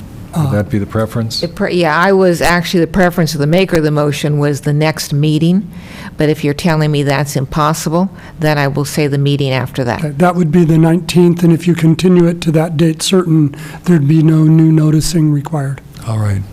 I need a nod of heads. September 19, is that acceptable? We get head nods, so that will take care of that. Any other comments? We haven't gone to the vote yet. Yes, Madam McNutt. Mayor, just to follow up on your comment and as a suggestion for staff, it sounded like what you were thinking of is that the use be described as something like a specialty food marketplace with wine tasting and cafe, so that the emphasis is on the retail. Is that what you were thinking? That's exactly what I was thinking. I was thinking those exact words in that order, too. Yes, Ms. Spector? And along those lines, in examining the use as part of condition number 4, I think what I'm hearing is I'll also ask staff to examine the second whereas of the conditional use permit and define those terms better and possibly with percentages and possibly using the verbiage from Ms. McNutt. All right. Any other comments or recommendations for the motion? Seeing none, then I'm going to call the question. All those in favor indicate aye. Aye. Aye. Opposed? Passes unanimously. Okay. Thank you very much. That brings us to item 13, but I think before we go to 13, let's take about a 3-minute, 4-minute break. Okay.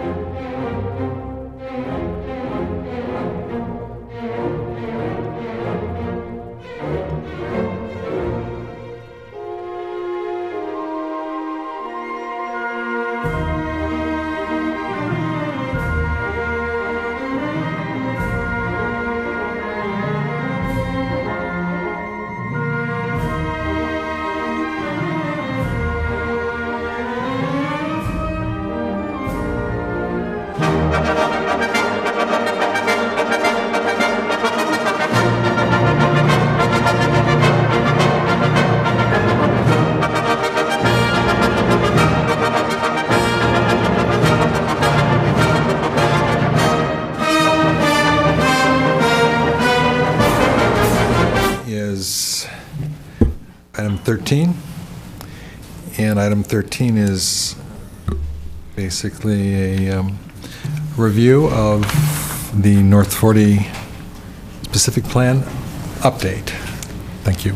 Good evening, Mr. Mayor and council members. Given the lateness of the evening, I could do a brief staff overview, or I could just answer questions that you might have. In front of you, you have the recent accomplishments, you have the next steps, and then you have particularly 2 issues that we wanted you to take a look at and give staff some feedback on. So I could either summarize those or just answer questions you might have. All right, why don't we see what the pleasure of the council is. I'm open for merely asking questions, if that's agreeable to everyone else. Questions for staff? Oh, all right, I do. It's second paragraph of page 2, and this is the issue of attendance at our meetings. You point out that there has been a lack of attendance on some persons' parts, and I noticed this in the last meeting in particular. I think there were 7 of us present. I think we had 7 out of 15. Right. What's the staff's intention on moving forward with either some curtailing of membership through reduction or request participation in, more specific outreach? So staff has contacted the members that had more than one absence and talked with them about the members, or talked to them about the absences. As indicated in the staff report, we have one member that has not shown up at all, and we assume after numerous attempts that he is no longer in town and will not be serving. The other members that have had more than one absence have had conflicts, work conflicts, had vacation conflicts, and they indicate that they would not have any more conflicts. We also offered to meet with them before the next meeting and brief them, since we had a pretty significant meeting, I would say, on our last meeting, where the committee was involved with a lot of work that I think is, again, kind of a building block, shall we say. And so those that felt that they needed some assistance have indicated that they would meet with staff before, and we can brief them on what they've missed. I think moving from this point out, though, staff feels that the best recommendation would be to follow the council's policy on standing committees, and to, after 3 absences, that they would be dismissed from the advisory committee. I just feel that they've missed so much that it's somewhat unfair to the other committee members who are there, who are learning this information, who are advising with a breadth of foundation versus those that have a very limited amount of understanding. So that would be staff's recommendation. Right now, just to give you an understanding, we have 3 that have attended all meetings, and that's including the kickoff meeting in March, as well as the 4 committee meetings. We've had 3 with 1 absence, 4 with 2, and 2 with 3, and then, as I indicated, 2 had to resign for work conflicts, and 1 has not attended any meetings. All right. So you're feeling comfortable that you can accommodate the rest of the meetings? Because we're going to depend on actual substantive recommendation from this group. So We're hopeful. We have at least 2 more meetings that we know of, with the potential of a 3rd meeting. So I think we're at a critical point right now, and so this will be an item that we'll be sending out to the committee in advance of the next meeting, as well as reporting at the meeting of the attendance policy. Okay. And then the staff is asking for specific direction from council. Would you outline those things that we want us to direct you to? As indicated in your staff report, it was staff's intention and staff's understanding that the committee is serving in an advisory capacity. They're advising staff on the milestones of the project. I think that maybe that has expanded a little bit. I think we're probably dealing with issues that are a lesser detail than a milestone, but we hope to get to that point where we are really looking at milestones on the project.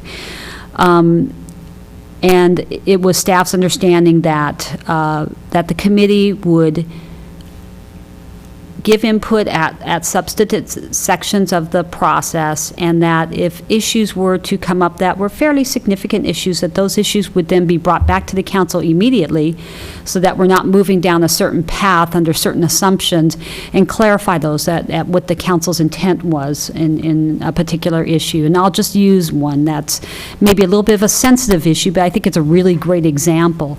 We've had a divergent set of opinions on whether a theater use, or let's just say entertainment use, should be something that's allowed in the North 40, as we're starting to try to hone in on what those allowable uses are. And we've had some divergent opinions on whether entertainment or theater uses should be allowed.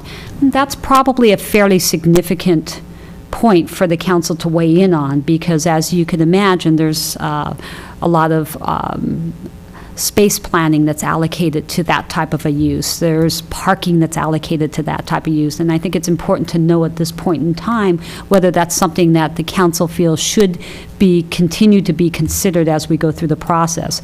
So it was staff's understanding that, and we mentioned it in the staff report, where the committee was actually, where we gave our recommendations on what the committee composition should look like, that we felt that we'd be bringing back issues to the council as those arose in the process. And so we just want to get clarification that that's consistent with the council's understanding of the project. Or alternatively, there's a couple of different alternatives. We could put it in the parking lot and continue bringing it forward with some parking lot issues out there, but we can only take that forward so long, and we'll have to get that resolved, because obviously you need to get your uses resolved at a certain point in time. Or we could take as a minority opinion.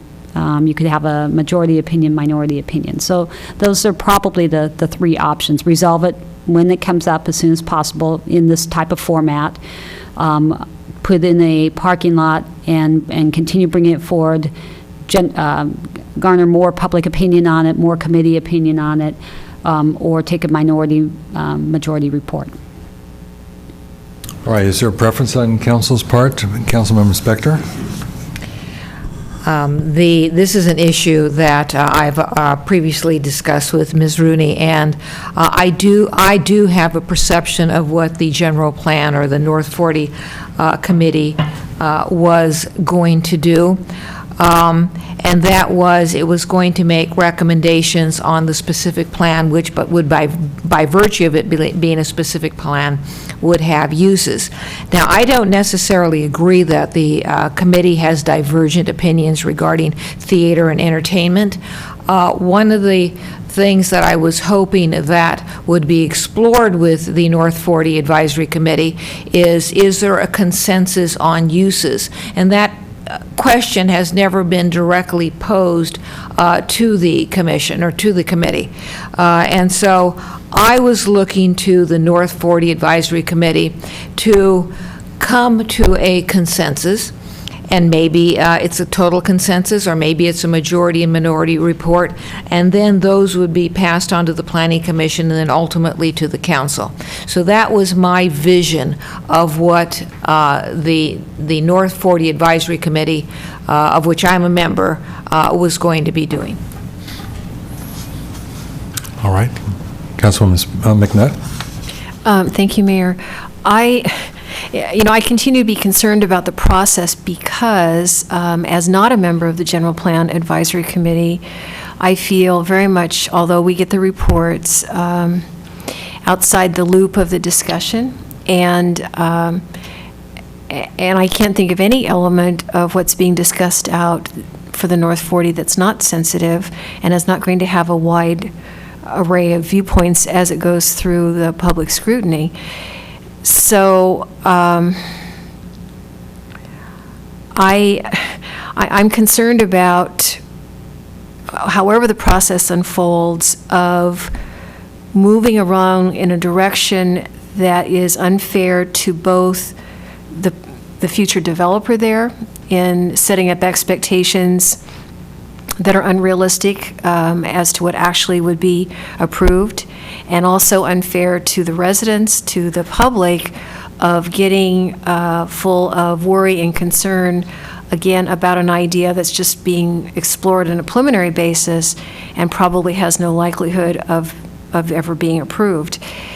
So I don't have an answer to this, and I really look to our two council members who serve on this committee, but I don't see, I mean, if you start bringing everything back to council, then we might as well just do away with the advisory committee and just have council as a whole, and planning commission for that matter, because they also have just a minority of their members serving on this, deal with this as a joint, continuous joint study sessions.